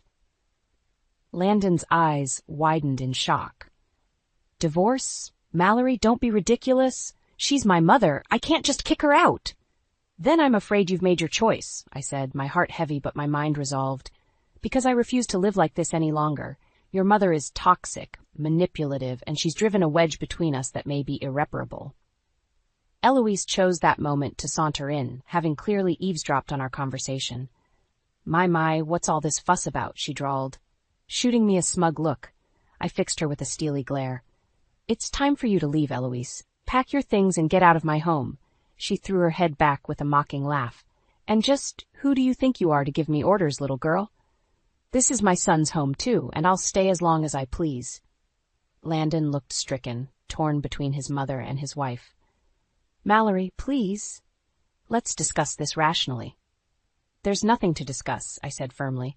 Either she goes, or our marriage is over. The choice is yours. Eloise scoffed, shooting Landon a pointed look. Well, you're not going to let this ungrateful shrew walk all over you, are you? I'm your flesh and blood. To my utter disbelief and heartbreak, Landon wavered, unable to stand up to his mother's manipulative ways. I can't just kick you out, Mom. This is your home, too. As those words left his mouth, I knew it was over. He had chosen his mother's toxicity over our marriage, our commitment, our life together. Tears stung my eyes as the weight of his betrayal hit me full force. Then we have nothing left to discuss, I said, my voice barely above a whisper. I'll be meeting with a lawyer first thing tomorrow. As I turned and walked away, Eloise's victorious laughter rang in my ears, mocking the shattered remains of what was once a loving relationship. But even through the pain, a newfound determination took root. I would fight for what was rightfully mine, no matter the cost. True to my word, I met with a divorce attorney the very next day. Nancy Alvarez was a no-nonsense woman who listened intently as I laid out the sordid details of my marital woes. Financial deception, emotional manipulation, a complete disregard for boundaries. Nancy shook her head gravely. I'm so sorry you've had to endure this, Mallory. No one deserves to be treated that way. I took a deep, steadying breath. I want to file for divorce immediately, and I need to protect myself financially. That snake Eloise has already convinced Landon to squander a chunk of our savings. Nancy nodded grimly. We'll make sure you get everything you're entitled to. Document everything. Emails, texts, any evidence you can find of their misconduct. It'll help build a solid case. Over the next few weeks, I diligently gathered proof of Landon and Eloise's schemes, recording their heated arguments when possible. The evidence was damning, but part of me still clung to the faint hope that Landon might come to his senses. That hope was swiftly shattered one evening when I returned home from work. Eloise was perched smugly on the couch, Landon at her side. Well, if it isn't the wayward wife, she sneered. We've been expecting you. Dread pooled in my gut. What's going on? Landon shifted uncomfortably. Mallory, Mom and I have been talking. We think it's best if you move out for a while, until this whole mess blows over. My jaw dropped in disbelief. You can't be serious? You're actually taking her side in this? Eloise clucked her tongue. Don't be so overdramatic, dear. It's just until you come to your senses and stop this ridiculous divorce nonsense. White-hot fury surged through me. This is my house, you deranged hag. I'm not going anywhere.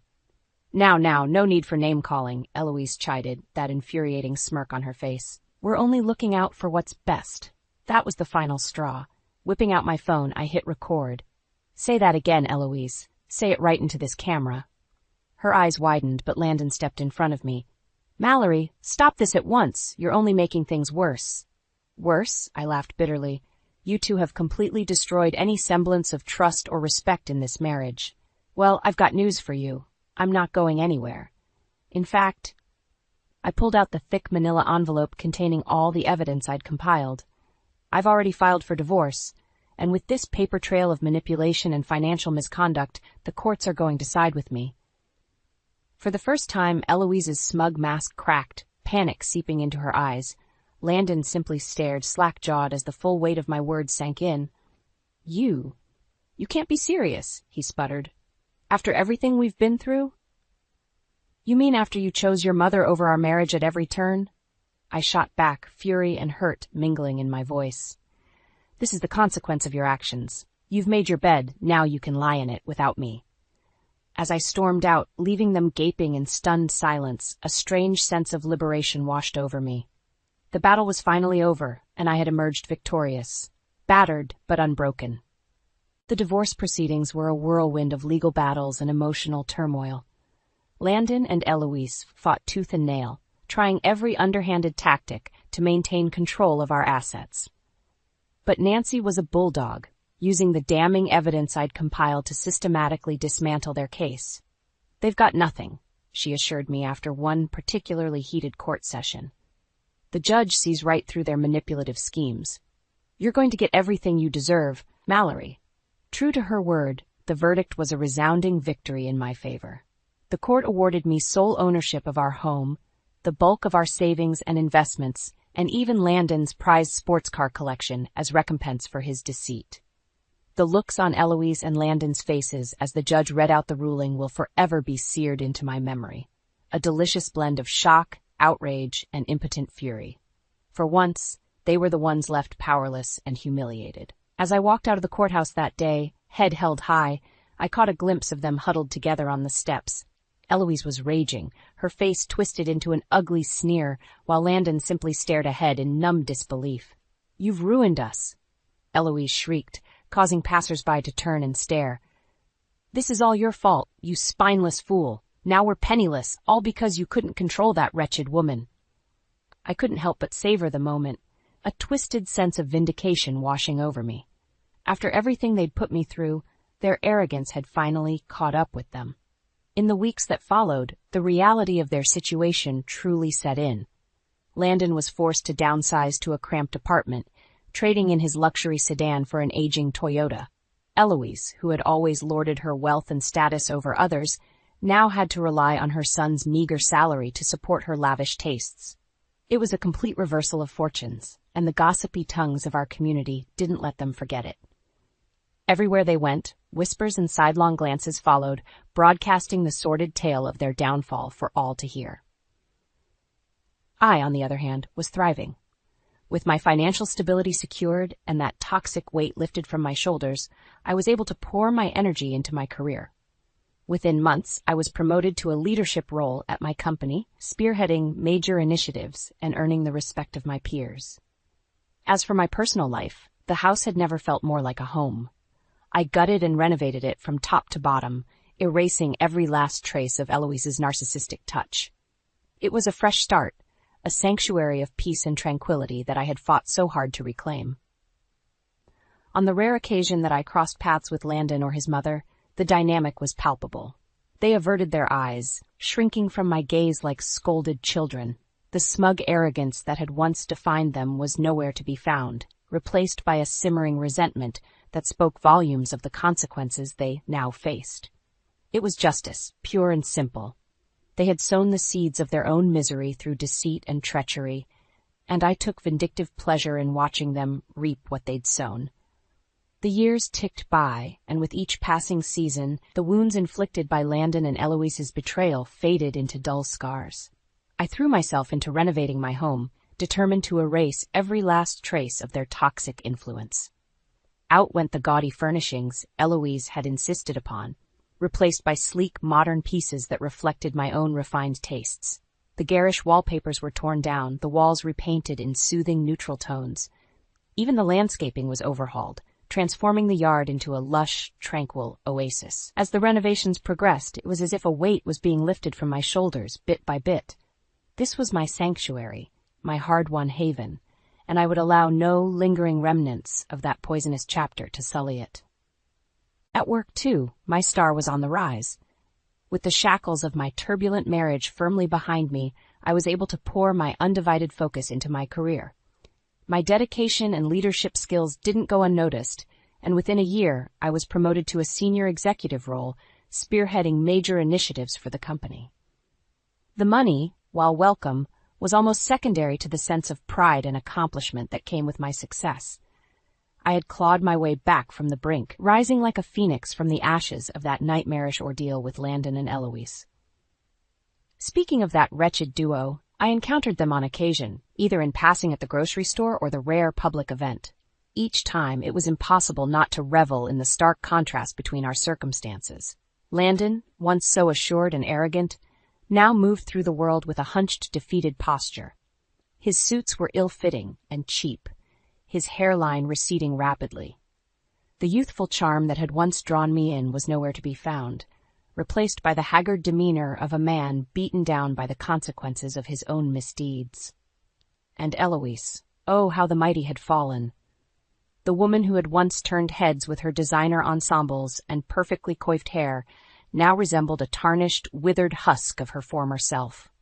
Gone were the luxuries she had so coveted, replaced by thrift store cast-offs and an ever-present sneer of resentment.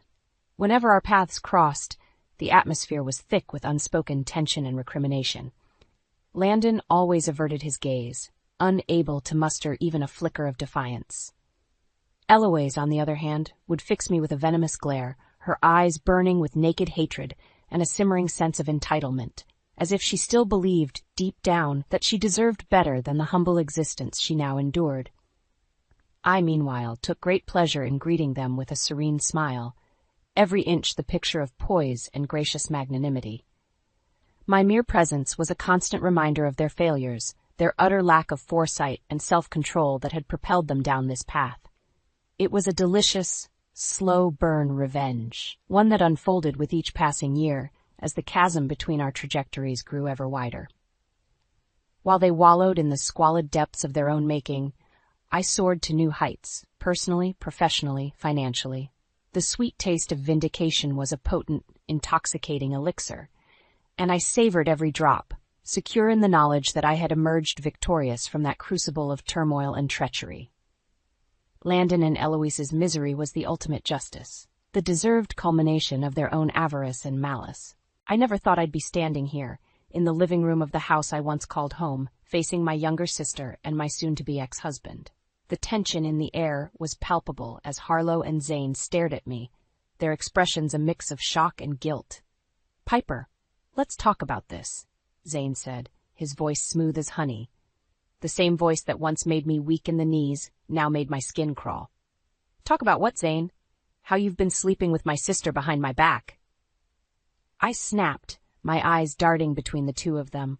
Harlow stepped forward, her hands raised in a placating gesture. "It's not what you think, Piper. We never meant for this to happen." A bitter laugh escaped my lips. "Spare me the excuses, Harlow. You've always been jealous of my success, and now you've stooped to stealing my husband." I thought back to when Harlow first moved in with us, just a few months ago. She was a struggling actress, desperate for a break, and I'd opened our home to her out of love and concern. Little did I know that she'd repay my kindness by seducing my husband. Zane ran a hand through his perfectly styled hair, a gesture I once found endearing, but now saw as a sign of his arrogance. "Piper, please, we can work this out. There's no need for things to get messy." "Messy?" I scoffed, shaking my head in disbelief. "You made things messy the moment you decided to betray our marriage vows." I thought about the life we had built together, the whirlwind romance, the dream penthouse, the promises of forever. It had all been a lie, shattered by their deceit. Harlow's eyes narrowed, a cruel smile playing on her lips. "Face it, Piper. Zane wants me now. I'm everything you're not, young, beautiful, and exciting." Rage boiled within me, but I refused to let them see me break. I had to stay strong, to keep my composure. "You're right, Harlow. You are everything I'm not, a backstabbing, manipulative homewrecker." Zane stepped towards me, his hand outstretched. "Piper, let's not do this here. We can discuss this civilly like adults." I took a step back, my eyes blazing with anger. "Oh, we'll discuss this, Zane, but not on your terms. I've already filed for divorce, and I'm going to make sure everyone knows about your betrayal." Harlow's face paled, her confidence faltering. "You wouldn't dare." "Try me," I said, my voice low and dangerous. "I've got evidence of your little affair, and I'm not afraid to use it." Zane's jaw clenched, his eyes hardening. "You're making a mistake, Piper. You don't want to cross me." I met his gaze, unflinching. "The only mistake I made was trusting either of you. But that ends now. I'm taking back my life, and you two can have each other. Good luck keeping your secrets when the truth comes out." With that, I turned on my heel and walked out of the house. My head held high. They had no idea what was coming, but I did. This was just the beginning of my revenge, and I was going to make sure they paid for every last betrayal. Harlow moved in with us a few weeks after that fateful confrontation. I had my reservations, but Zane insisted on helping her out. "She's your sister, Piper. Family comes first," he'd said, his hand resting on the small of my back. I relented, pushing aside the nagging feeling in my gut. At first, Harlow was grateful, thanking us profusely for giving her a place to stay. She'd fallen on hard times, she said, and needed a fresh start. I wanted to believe her, to trust that she had my best interests at heart. But as the days turned into weeks, I noticed a change in Harlow's demeanor. She became more confident, more brazen in her interactions with Zane. They'd laugh together over inside jokes, their heads bent close as they whispered secrets I wasn't privy to. One evening, I walked into the living room to find them sitting on the couch, Harlow's hand resting on Zane's thigh. They sprang apart when they saw me, guilt etched on their faces. "What's going on here?" I asked, my voice tight with suspicion. Harlow smiled, her eyes wide with feigned innocence. "Nothing, sis. Just having a friendly chat with my brother-in-law." Zane nodded, his expression unreadable. "Yeah, Piper, don't worry about it." But I did worry. I couldn't shake the feeling that something was off, that Harlow was up to no good. She'd always been jealous of my success, of the life I'd built with Zane. And now she was worming her way into our marriage, poisoning it from the inside out. I tried to talk to Zane about my concerns, but he brushed them off. "You're being paranoid, Piper. Harlow's just going through a rough patch. She needs our support." Support. The word tasted bitter on my tongue. How could I support someone who was actively trying to destroy my marriage? As the weeks dragged on, Harlow's presence in our home became increasingly suffocating. She'd parade around in skimpy outfits, her eyes always seeking Zane's attention. And Zane, to my horror, seemed to relish in it. One night, I overheard them talking in the kitchen, their voices low and conspiratorial. "You deserve better than her, Zane," Harlow purred, her words dripping with venom. "She's so uptight, so boring. You need someone who can keep up with you, someone who understands your needs." Zane's response was muffled, but I could hear the desire in his voice. It made my stomach churn, my heart shatter into a million pieces. I confronted them the next day, my eyes blazing with fury. "I know what you're doing, Harlow. You're trying to steal my husband, to ruin our marriage." Harlow smirked, her lips curling into a cruel smile. "Oh, Piper, don't you see? I already have." Zane said nothing, his silence a damning confirmation of their betrayal. I felt like I was suffocating, the walls of our once happy home closing in on me. I couldn't take it anymore, couldn't bear to watch them flaunt their affair in front of me. I packed a bag that night, my hands shaking as I threw my belongings into a suitcase. Zane tried to stop me, his words hollow and insincere. "Piper, please, don't do this. We can work it out." I shook my head, tears streaming down my face. "There's nothing to work out, Zane. You've made your choice, and it's not me." As I walked out the door, I heard Harlow's laughter echoing behind me, a cruel reminder of all that I had lost. But I knew, deep down, that this was just the beginning. I would make them pay for what they'd done, for the pain they'd inflicted on me. Revenge would be mine, and I would stop at nothing to get it. Harlow's manipulation knew no bounds. She played the victim, spinning tales of her struggles and hardships, all while batting her eyelashes at Zane. And Zane, the man I once trusted with my heart, fell for her act hook, line, and sinker. I watched as they grew closer, their interactions becoming more intimate with each passing day. Zane would brush off my concerns, telling me I was imagining things, that Harlow was just a lost soul in need of guidance. But I knew better. I saw the way she looked at him, the way she'd find excuses to touch him, to be near him. It was a dance of seduction, and Zane was all too willing to be her partner. One evening, I stumbled upon them in the kitchen, their bodies pressed close together as they shared a bottle of wine. Harlow's hand rested on Zane's chest, her fingers tracing lazy circles on his shirt. "What the hell is going on here?" I demanded, my voice shaking with anger. They jumped apart, Zane's face flushed with guilt. "Piper, it's not what it looks like. We were just talking." Harlow smirked, her eyes glinting with malice. "Yeah, sis, just a friendly chat between in-laws." I saw red, my hands clenching into fists at my sides. "Friendly? You call this friendly? I've seen the way you look at him, Harlow. You're trying to steal my husband." Zane stepped forward, his hands raised in a placating gesture. "Piper, calm down. You're overreacting." Overreacting. The word hit me like a slap in the face. How could he dismiss my feelings so easily, so cruelly? I turned on my heel and stormed out of the room, my heart pounding in my chest. I needed proof, something tangible to confront them with. That's when I found the messages on Zane's phone. Late-night texts, flirtatious exchanges, promises of stolen moments together. The evidence of their affair was right there, in black and white. I confronted Zane that night, my hands shaking as I held up his phone. "Explain this, Zane. Explain how you could betray me like this." He had the audacity to look shocked, to feign innocence. "Piper, it's not what you think. Those messages, they're taken out of context." I laughed, a bitter, broken sound. "Out of context? I can't wait to hold you in my arms again, to feel your skin against mine. How else am I supposed to interpret that, Zane?" He shook his head, his eyes pleading. "It was a mistake, Piper, a moment of weakness. It won't happen again." But I knew better. I knew that Harlow had her claws in him, that she wouldn't stop until she had him all to herself. I gave Zane an ultimatum that night. End things with Harlow, or we're done. I won't be made a fool of in my own home. He promised me he would, that he'd cut ties with her and focus on our marriage. But I knew, deep down, that it was a lie. And I was right. Not even a week later, I came home early from work to find them in bed together, their naked bodies tangled in the sheets. The sight of it, the betrayal, the humiliation, it broke something inside me. I felt like I was drowning, like the world was closing in on me. I ran out of the room, my vision blurred by tears. I could hear Zane calling after me, his voice tinged with panic, but I didn't stop. I couldn't stop. I knew in that moment that my marriage was over. that the man I had loved, the man I had built a life with, was nothing more than a liar and a cheat. But I also knew that I wouldn't go down without a fight. I would make them pay for what they'd done, for the pain they'd caused me. Revenge would be mine, and I would stop at nothing to get it. The image of Zane and Harlow, naked and entwined, was seared into my mind. I couldn't unsee it, couldn't erase the betrayal that had unfolded before my very eyes. I confronted them, my voice shaking with rage and pain.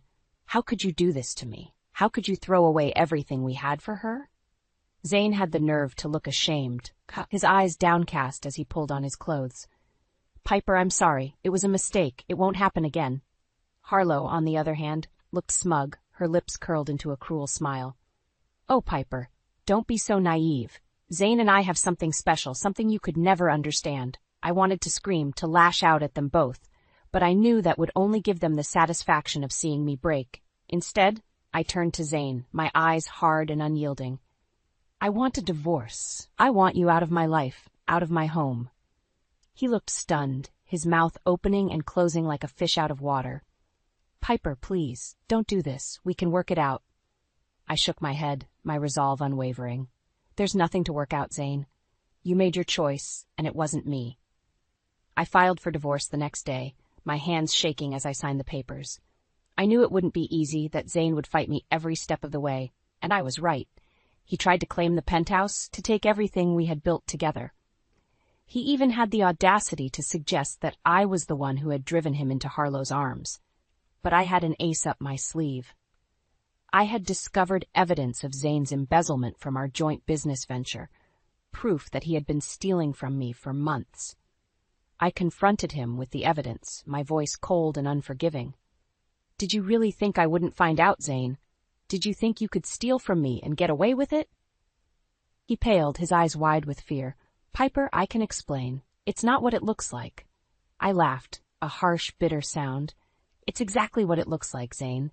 You're a liar and a thief, and I'm going to make sure everyone knows it. Harlow tried to intervene, her voice dripping with false concern.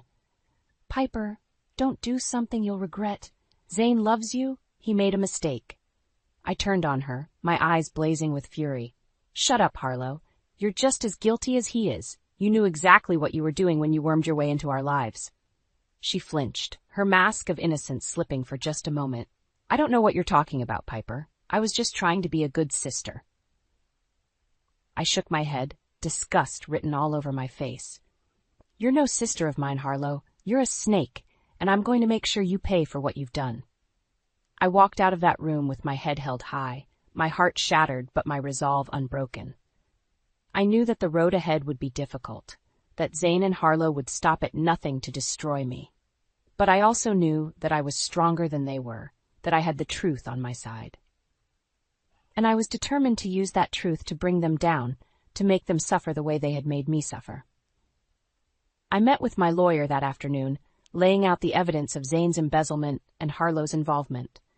We drafted a plan, a way to expose their lies and deceit to the world. It wouldn't be easy, and it wouldn't be pretty. But I was ready for the fight, ready to take back what was rightfully mine. Zane and Harlow had no idea what was coming for them, but they would soon find out. Revenge would be mine, and I would stop at nothing to get it. I knew I had to act fast. Zane and Harlow were probably already plotting their next move, trying to find a way to keep the penthouse and the life they had stolen from me. But I was one step ahead of them. I had secured a new apartment, a place where I could start fresh, away from the memories of their betrayal. I began moving my belongings out of the penthouse, a little at a time. I didn't want to raise suspicion, didn't want them to know what I was planning. It was during one of these covert missions that I stumbled upon the final piece of the puzzle. I found a hidden file on Zane's computer, a detailed record of his embezzlement and Harlow's involvement. I felt a surge of triumph as I copied the files onto a flash drive. This was the evidence I needed to bring them down, to make them pay for what they had done. I reached out to my journalist friend, Sarah, the one person I knew I could trust. I told her everything, from the affair to the embezzlement, and handed over the evidence I had gathered. Sarah was stunned, her eyes wide with disbelief. Piper, this is huge. If we expose this, it could ruin them both. I nodded, my jaw set with determination. That's exactly what I want, Sarah. I want the world to see them for the liars and cheats they are. We worked together to craft the story, to piece together the evidence in a way that would be impossible to refute. It was a delicate balance, exposing their wrongdoings without making myself look like a vindictive ex-wife. But I knew I had the truth on my side, and that was all that mattered. As the story came together, I felt a sense of calm wash over me. I was ready to confront Zane and Harlow, to look them in the eye and watch as their world crumbled around them. I invited them to the penthouse for one final showdown, my heart pounding in my chest as I waited for them to arrive. When they walked through the door, hand in hand, I felt a surge of anger and disgust. They looked so smug, so self-satisfied, as if they had gotten away with the perfect crime. But they had no idea what was coming. I stood my ground, my voice steady and unwavering. I know everything, Zane. I know about the embezzlement, about how you and Harlow have been stealing from me for months. Zane's face paled, his eyes darting around the room as if looking for an escape. Piper, I can explain. It's not what you think. I laughed, a harsh, bitter sound.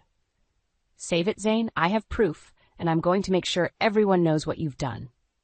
Harlow stepped forward, her eyes narrowed with anger. You're bluffing, Piper. You don't have anything on us. I smiled, a cold, calculating smile. Oh, but I do, Harlow. I have everything I need to destroy you both. I pulled out the flash drive, holding it up for them to see. This contains all the evidence of your crimes, and I'm going to make sure it gets into the right hands. Zane lunged for the flash drive, his face contorted with rage. Give that to me, Piper. You have no idea what you're doing. I stepped back, my hand closing around the flash drive. I know exactly what I'm doing, Zane. I'm taking back my life, and I'm going to make sure you pay for what you've done. Harlow tried to intervene, her voice dripping with false concern. Piper, please, think about what you're doing. You're going to ruin everything. I shook my head, my resolve unwavering. No, Harlow, you and Zane ruined everything, and now you're going to face the consequences. I walked out of that room with my head held high, the flash drive clutched tightly in my hand. I knew that the road ahead would be difficult, that Zane and Harlow would stop at nothing to destroy me. But I also knew that I had the truth on my side, and that was all that mattered. Revenge would be mine, and I would stop at nothing to get it. I stepped into the penthouse, my heart pounding in my chest. I knew what I was about to face, knew the battle that lay ahead, but I was ready. Ready to confront Zane and Harlow, ready to make them pay for what they had done. The sight that greeted me was one of opulence and excess. Zane and Harlow were lounging on the sofa, sipping champagne and laughing as if they didn't have a care in the world. They looked up as I entered, their smiles fading as they took in the determined set of my jaw. Piper, Zane said, his voice smooth as silk. What a pleasant surprise. To what do we owe the pleasure? I ignored his false pleasantries, my eyes fixed on Harlow. I'm here to take back what's mine, Zane, and to make sure you and your little girlfriend get what's coming to you. Harlow scoffed, her eyes narrowing with disdain. And what exactly is that, Piper? You have nothing on us, nothing that would stand up in court. I smiled, a cold, calculating smile. That's where you're wrong, Harlow. I have everything I need to destroy you both. I reached into my bag, pulling out the file I had compiled, the evidence of their affair, of Zane's embezzlement, of Harlow's involvement. It was all there, laid out in black and white. Zane's face paled as he saw the file, his eyes widening with fear. Piper, let's talk about this. We can work something out. I shook my head, my resolve unwavering. There's nothing to work out, Zane. You made your choice, and now you have to face the consequences. Harlow stood up, her face contorted with rage. You're bluffing, Piper. You don't have the guts to go through with this. I laughed, a harsh, bitter sound. Oh, but I do, Harlow. I have more guts than you and Zane combined, and I'm going to use them to make sure you pay for what you've done. I opened the file, spreading the papers out on the coffee table. The evidence was damning, the proof of their betrayal laid out for all to see. Zane's face was ashen, his hands shaking as he reached for the papers. Piper, please, don't do this. We can find a way to make this right. I shook my head, my eyes hard and unyielding. There is no making this right, Zane. You and Harlow destroyed everything we had, and now you have to face the consequences. Harlow was silent, her eyes fixed on the papers in front of her. I could see the fear in her eyes, the realization that her world was about to come crashing down around her. "What do you want, Piper?" she asked, her voice barely above a whisper. I smiled, a triumphant smile. "I want you and Zane to pay for what you've done. I want the world to see you for the liars and cheats you are, and I want you to suffer the way you made me suffer." Zane was shaking his head, his eyes pleading. "Piper, we can work this out. We can find a way to move past this." I laughed, a harsh, bitter sound. "There is no moving past this, Zane. You and Harlow made your choice, and now you have to live with it." I gathered up the papers, sliding them back into the file. "I have copies of everything, and I'm going to make sure they get into the right hands. The police, the media, everyone who needs to know what kind of people you really are." Harlow was crying now, her shoulders shaking with sobs. "Piper, please, don't do this.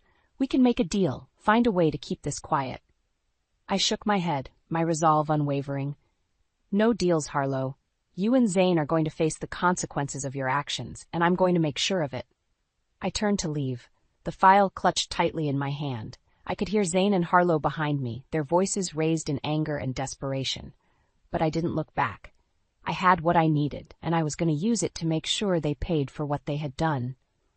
Revenge would be mine, and I would stop at nothing to get it. The fallout was swift and merciless. The story of Zane and Harlow's affair, of their lies and deceit, spread like wildfire through the media. Every news outlet, every gossip site, every social media platform was buzzing with the scandal. I watched from the sidelines as their world crumbled around them. Zane's face was plastered across every newspaper, every television screen, his name dragged through the mud. The evidence of his embezzlement was damning, the proof of his crimes laid out for all to see. He was arrested, his assets seized, his reputation in tatters. Harlow fared no better. Her acting career, once so promising, was destroyed overnight. No one wanted to work with her. No one wanted to be associated with the woman who had stolen her sister's husband. She was blacklisted, her name becoming synonymous with scandal and betrayal. I watched as they struggled to pick up the pieces, as they tried to find a way to move forward. But there was no moving forward, not after what they had done. Zane was convicted of embezzlement, sentenced to years in prison. He would have plenty of time to think about what he had done, to reflect on the choices he had made. Harlow became a pariah, a social outcast. She was shunned by her former friends, her once promising career reduced to a footnote in the annals of Hollywood scandal. I took no pleasure in their downfall, but I couldn't deny the sense of justice that came with it. They had made their choices, and now they had to live with the consequences. As for me, I focused on rebuilding my life. I threw myself into my work, determined to prove that I was more than just a victim of their betrayal. I surrounded myself with people who loved me, who supported me, who believed in me. I learned to trust again, to open my heart to the possibility of love and happiness. It wasn't easy, and there were times when the pain of their betrayal still stung. But I refused to let it define me, refused to let it hold me back. I moved into my new apartment, a place that was all my own. It was a fresh start, a chance to create a life that was free from the toxicity of Zane and Harlow. I decorated it with care, filling it with things that brought me joy. I hung pictures of my friends and family, reminders of the people who loved me unconditionally. I even adopted a cat, a fluffy little ball of fur who curled up on my lap and purred contentedly. It was a small thing, but it brought me more happiness than I had felt in a long time. As the weeks turned into months, I started to feel like myself again. I laughed more, smiled more, felt the weight of their betrayal lifting from my shoulders. I knew that I would never forget what they had done, but I also knew that I had the strength to move past it. I had survived their betrayal, and I had come out the other side stronger and more resilient than ever. One day, as I was walking through the park near my apartment, I ran into an old friend from college. We chatted for a while, catching up on each other's lives. As we talked, I realized how far I had come. I was no longer the broken, shattered woman I had been in the aftermath of Zane and Harlow's betrayal.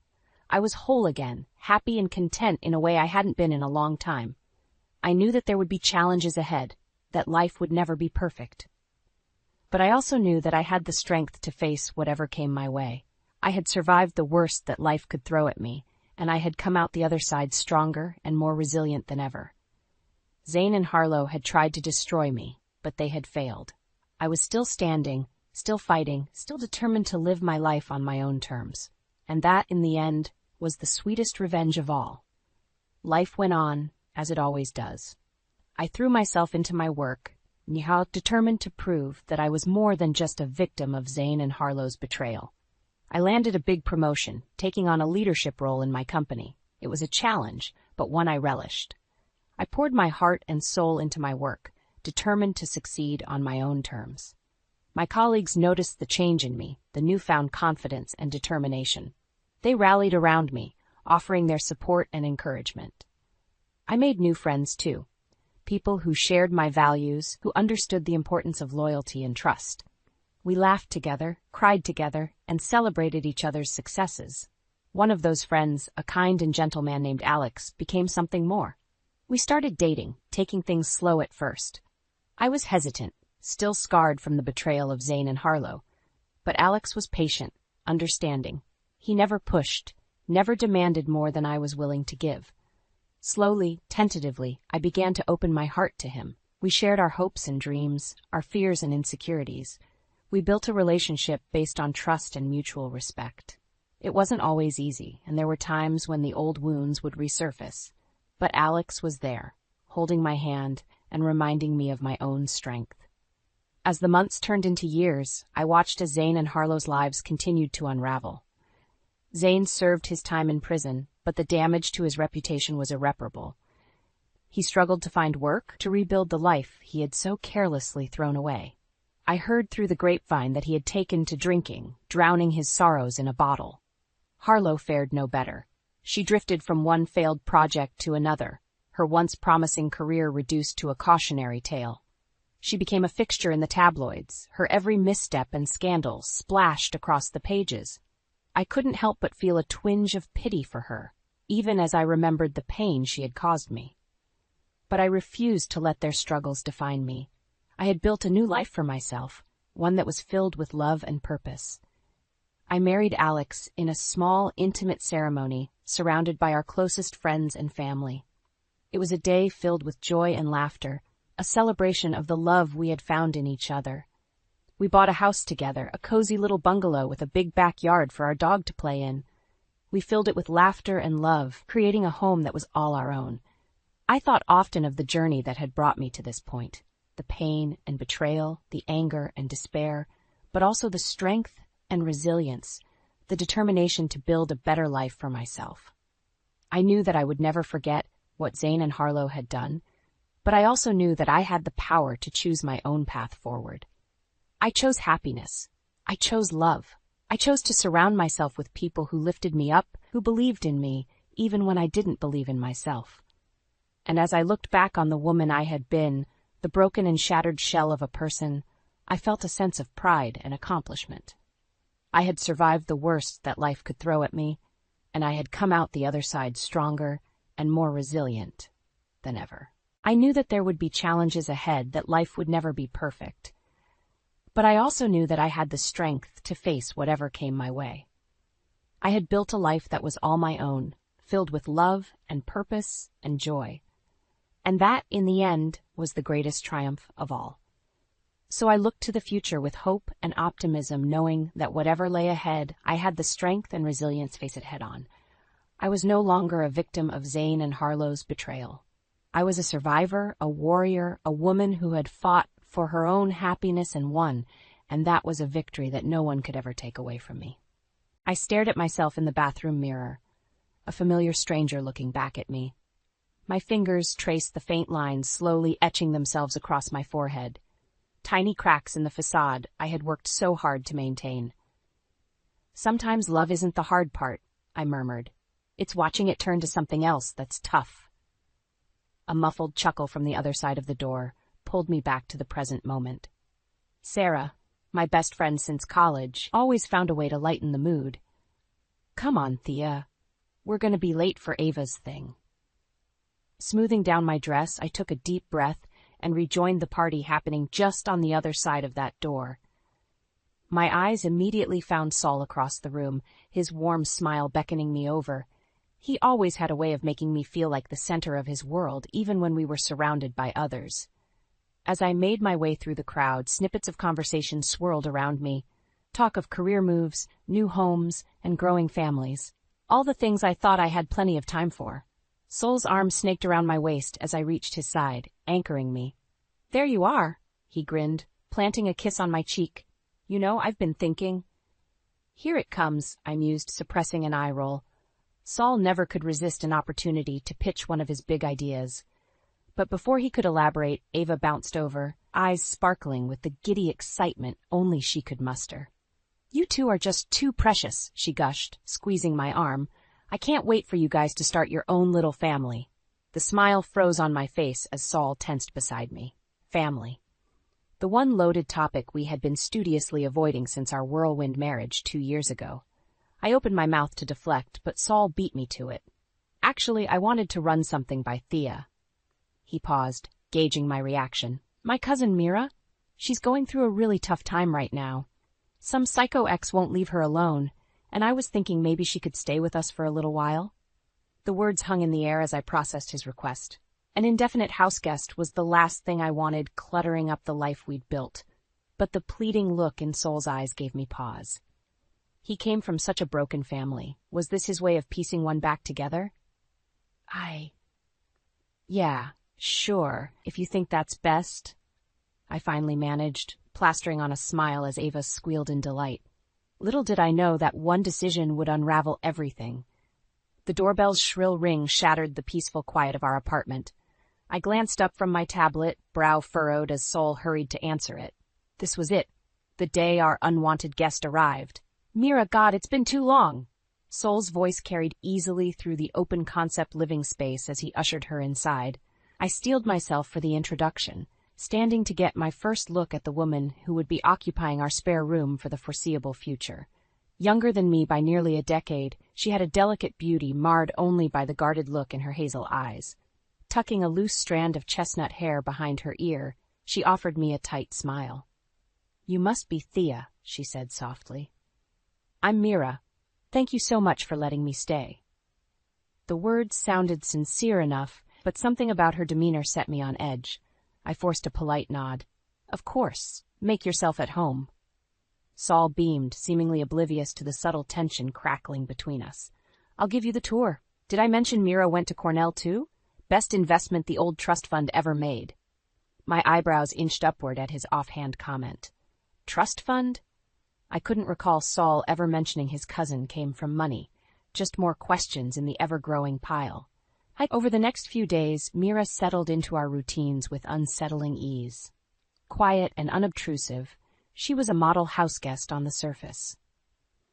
But there was no missing the way Saul's eyes would linger a beat too long whenever she entered a room, or the slight flush that would creep up her neck when he was near.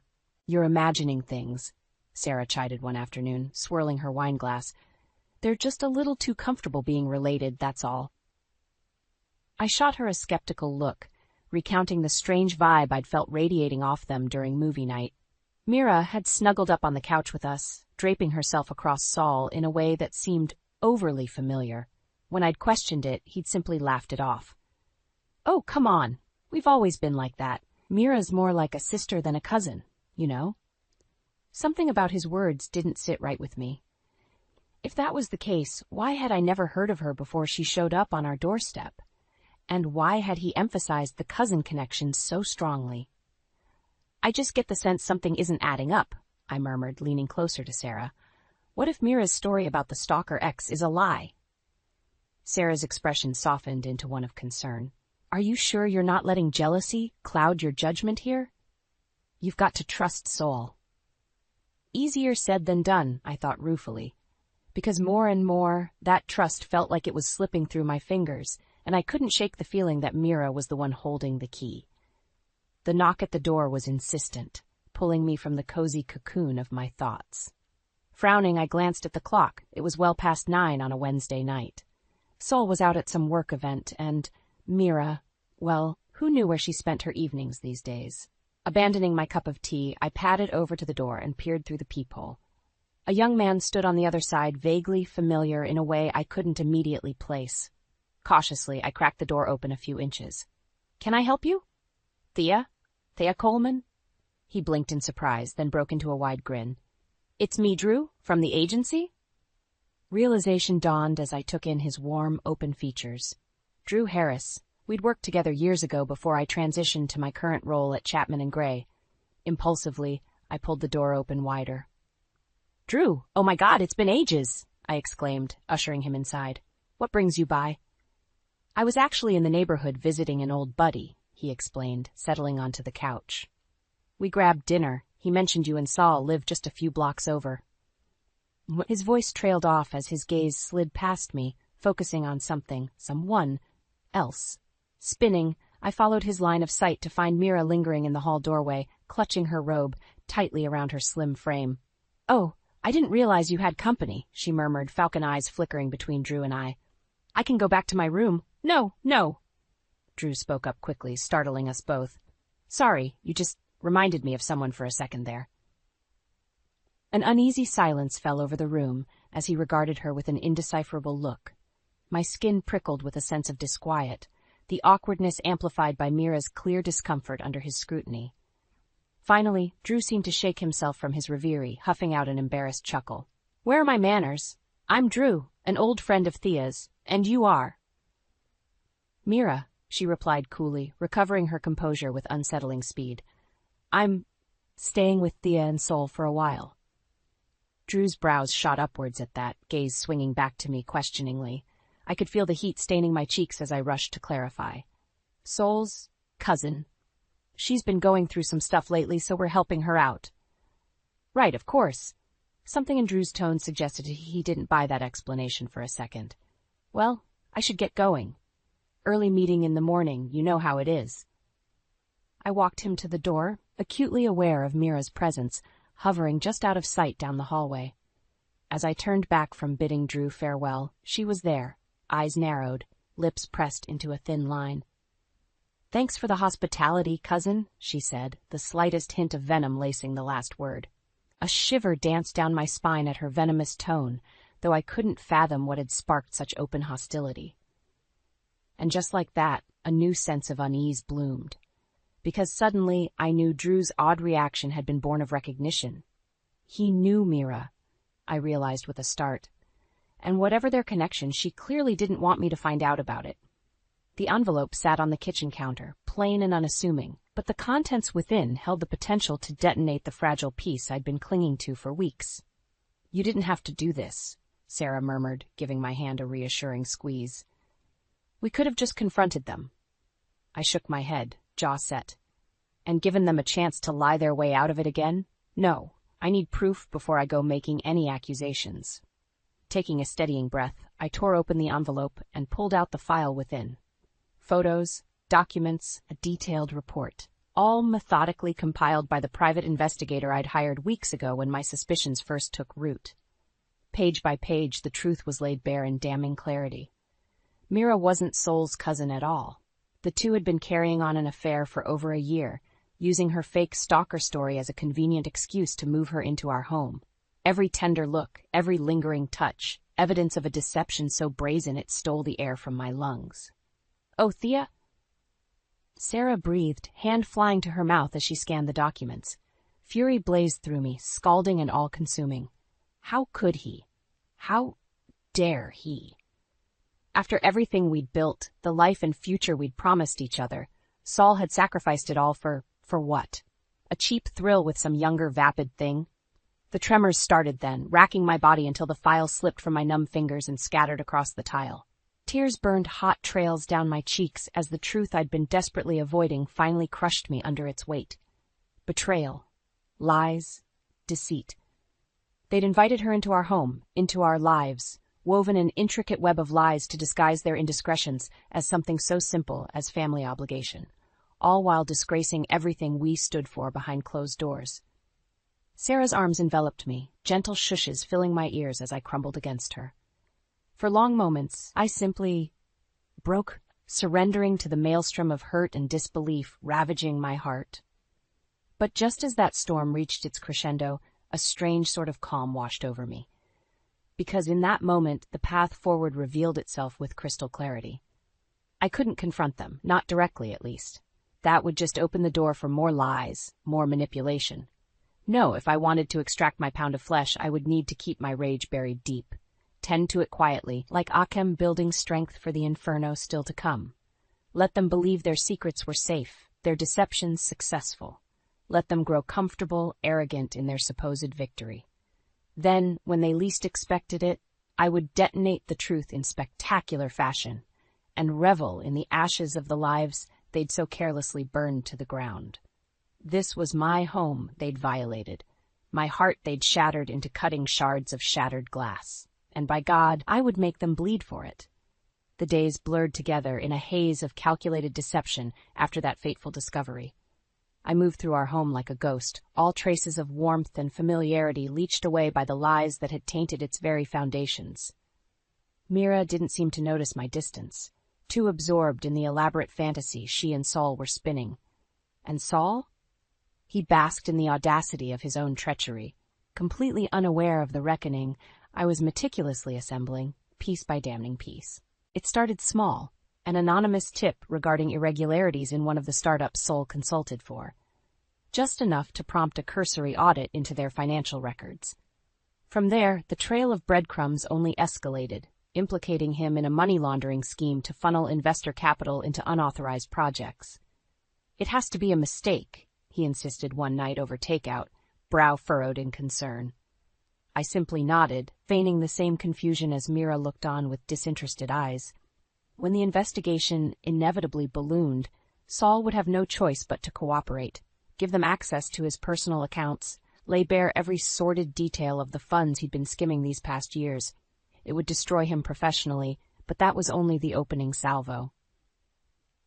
No, my true strike would come from another angle entirely, and with Mira as the incendiary device. I'd taken notice of her expensive tastes, the covetous way her gaze would linger on artwork or jewelry she couldn't afford on her receptionist's salary. A weakness I fully intended to exploit. So I planted the seed, an innocuous flyer about exclusive cryptocurrency investment opportunities.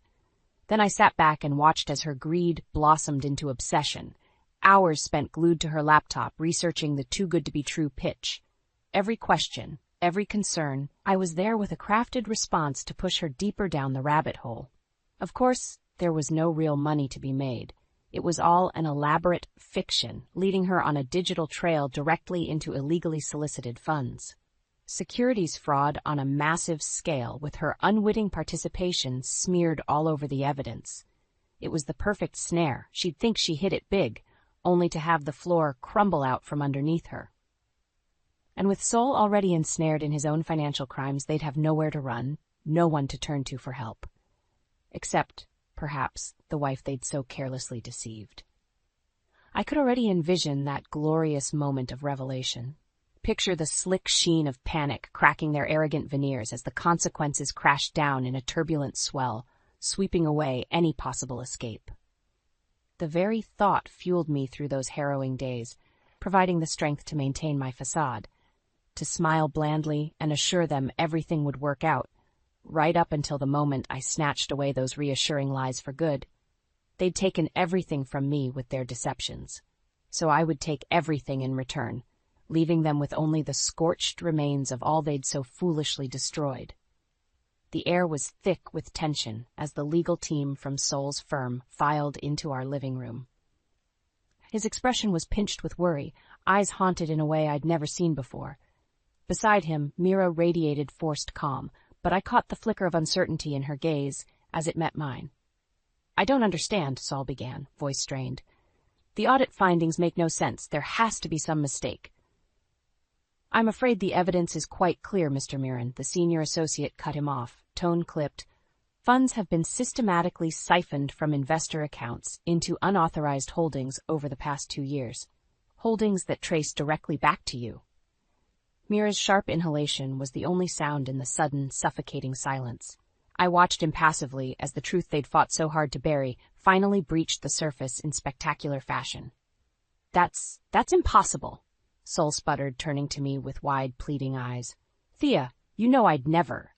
Don't, I stated flatly, holding up a hand to silence him. Don't insult me with more lies, Saul, not after everything you've done.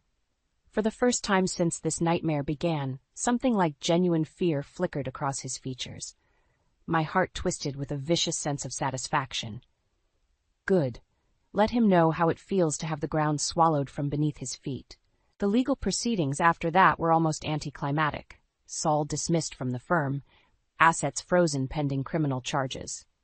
Through it all, Mira remained conspicuously silent, her mask of composure slipping only when she thought no one was watching.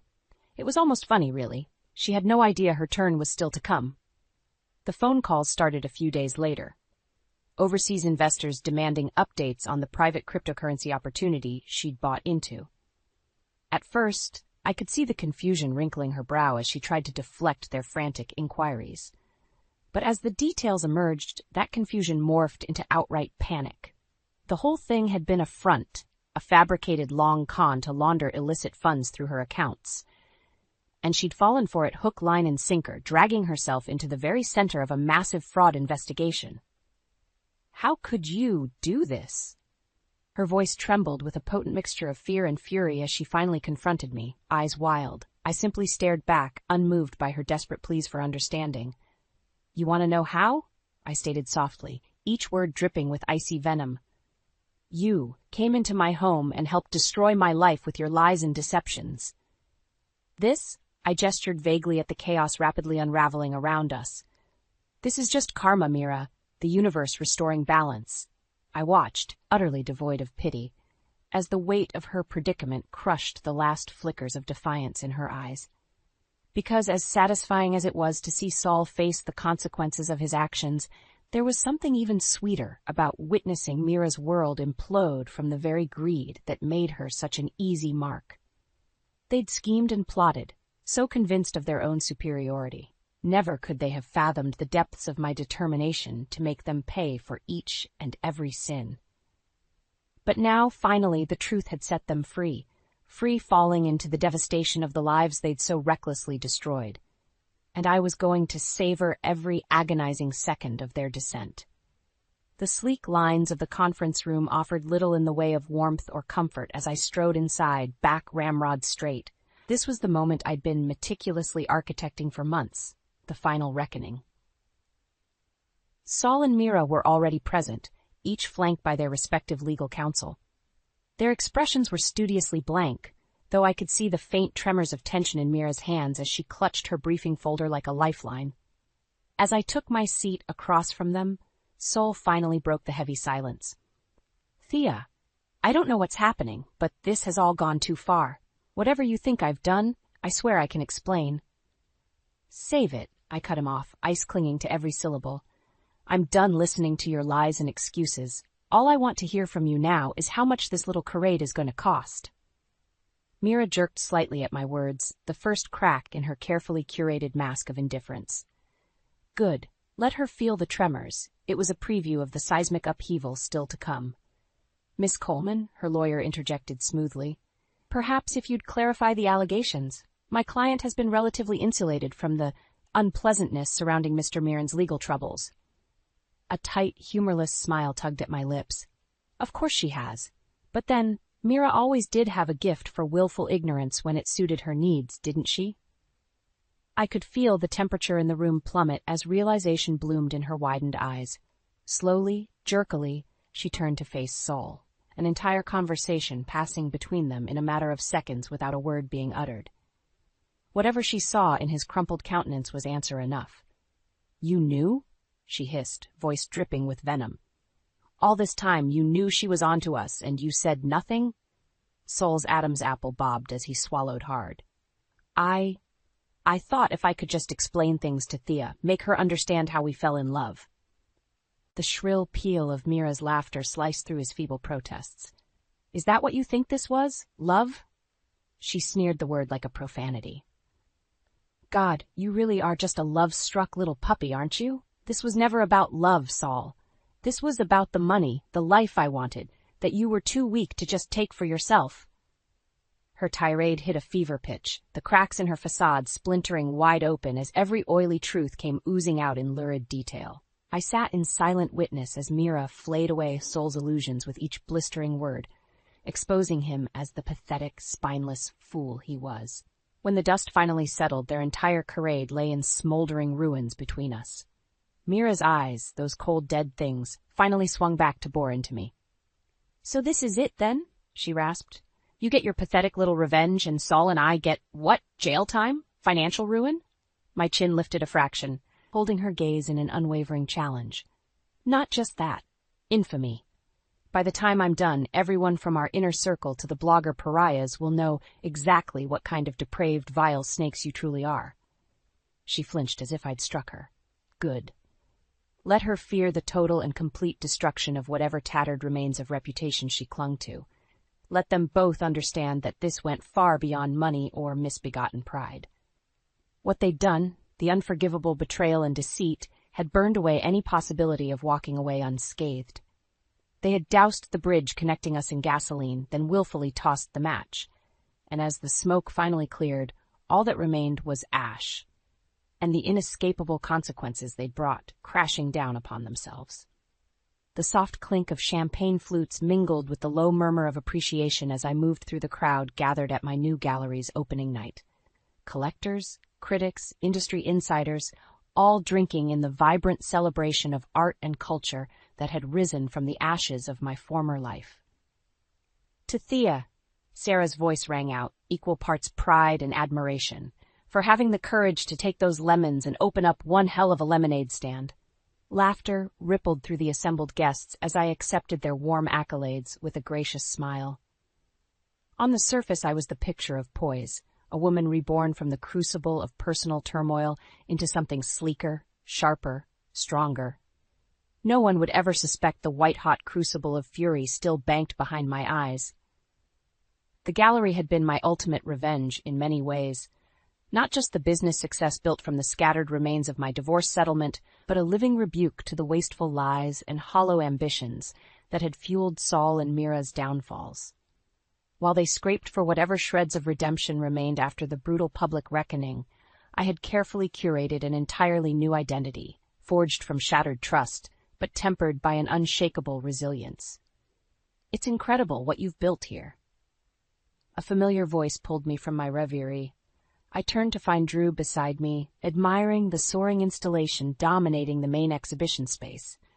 His warm hazel eyes sparkled with appreciation and something deeper, something that made my pulse quicken traitorously. "I'm glad you could make it," I replied, willing myself to remain composed under his openly admiring gaze. "I know these sort of events aren't usually your scene." Drew chuckled, running a hand through his tousled hair. "What can I say? I'm a sucker for a strong woman who knows how to thrive after getting knocked down." The weighted words hung between us, unvoiced understanding crackling in the stillness. Of course he knew. He'd been the one to first glimpse the mask Mira wore so convincingly, all those months ago. I'd never told him the full, sordid tale, but Drew wasn't an idiot. One look at the shattered remains of my marriage had been enough for him to read between the lines and arrive at the brutal truth. There was a reason he'd always been one of the few I trusted implicitly, even when the world seemed determined to strip me of that faith in humanity.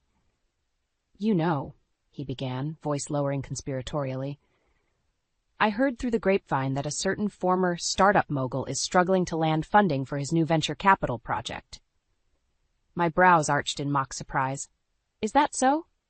A wry smile played across Drew's lips. "Reputation's a bitch like that sometimes, I guess." The reminder of Sol's professional purgatory sparked a flicker of dark satisfaction. After everything, it was no less than that self-serving snake deserved. "Well," I murmured, allowing my gaze to linger on Drew a beat too long, "I certainly won't be losing any sleep over it." His answering laugh was rich and warm, the sound curling through my senses in a way I hadn't allowed myself to feel in, well, longer than I cared to admit. For one fleeting moment, I was acutely aware of the effortless chemistry still simmering between us, the unspoken possibilities it hinted at. But the moment passed, as it inevitably did these days. Because no matter how far I'd come, no matter how brightly my new life burned, a part of me would always remain tempered by the crucible that had forged this renaissance. The hard-won wisdom of knowing that even love, true love, could be unmade by the insidious rot of lies and betrayal. In that way, I supposed Saul and Mira's actions had been a perverse blessing in disguise. Painful and severe, yes, but also permanent inoculation against the weakness of blind trust. I was stronger for having risen from their ashes, stronger, and so very much wiser. Because in the end, I had reclaimed the only thing that truly mattered, myself. And I would never relinquish that power again.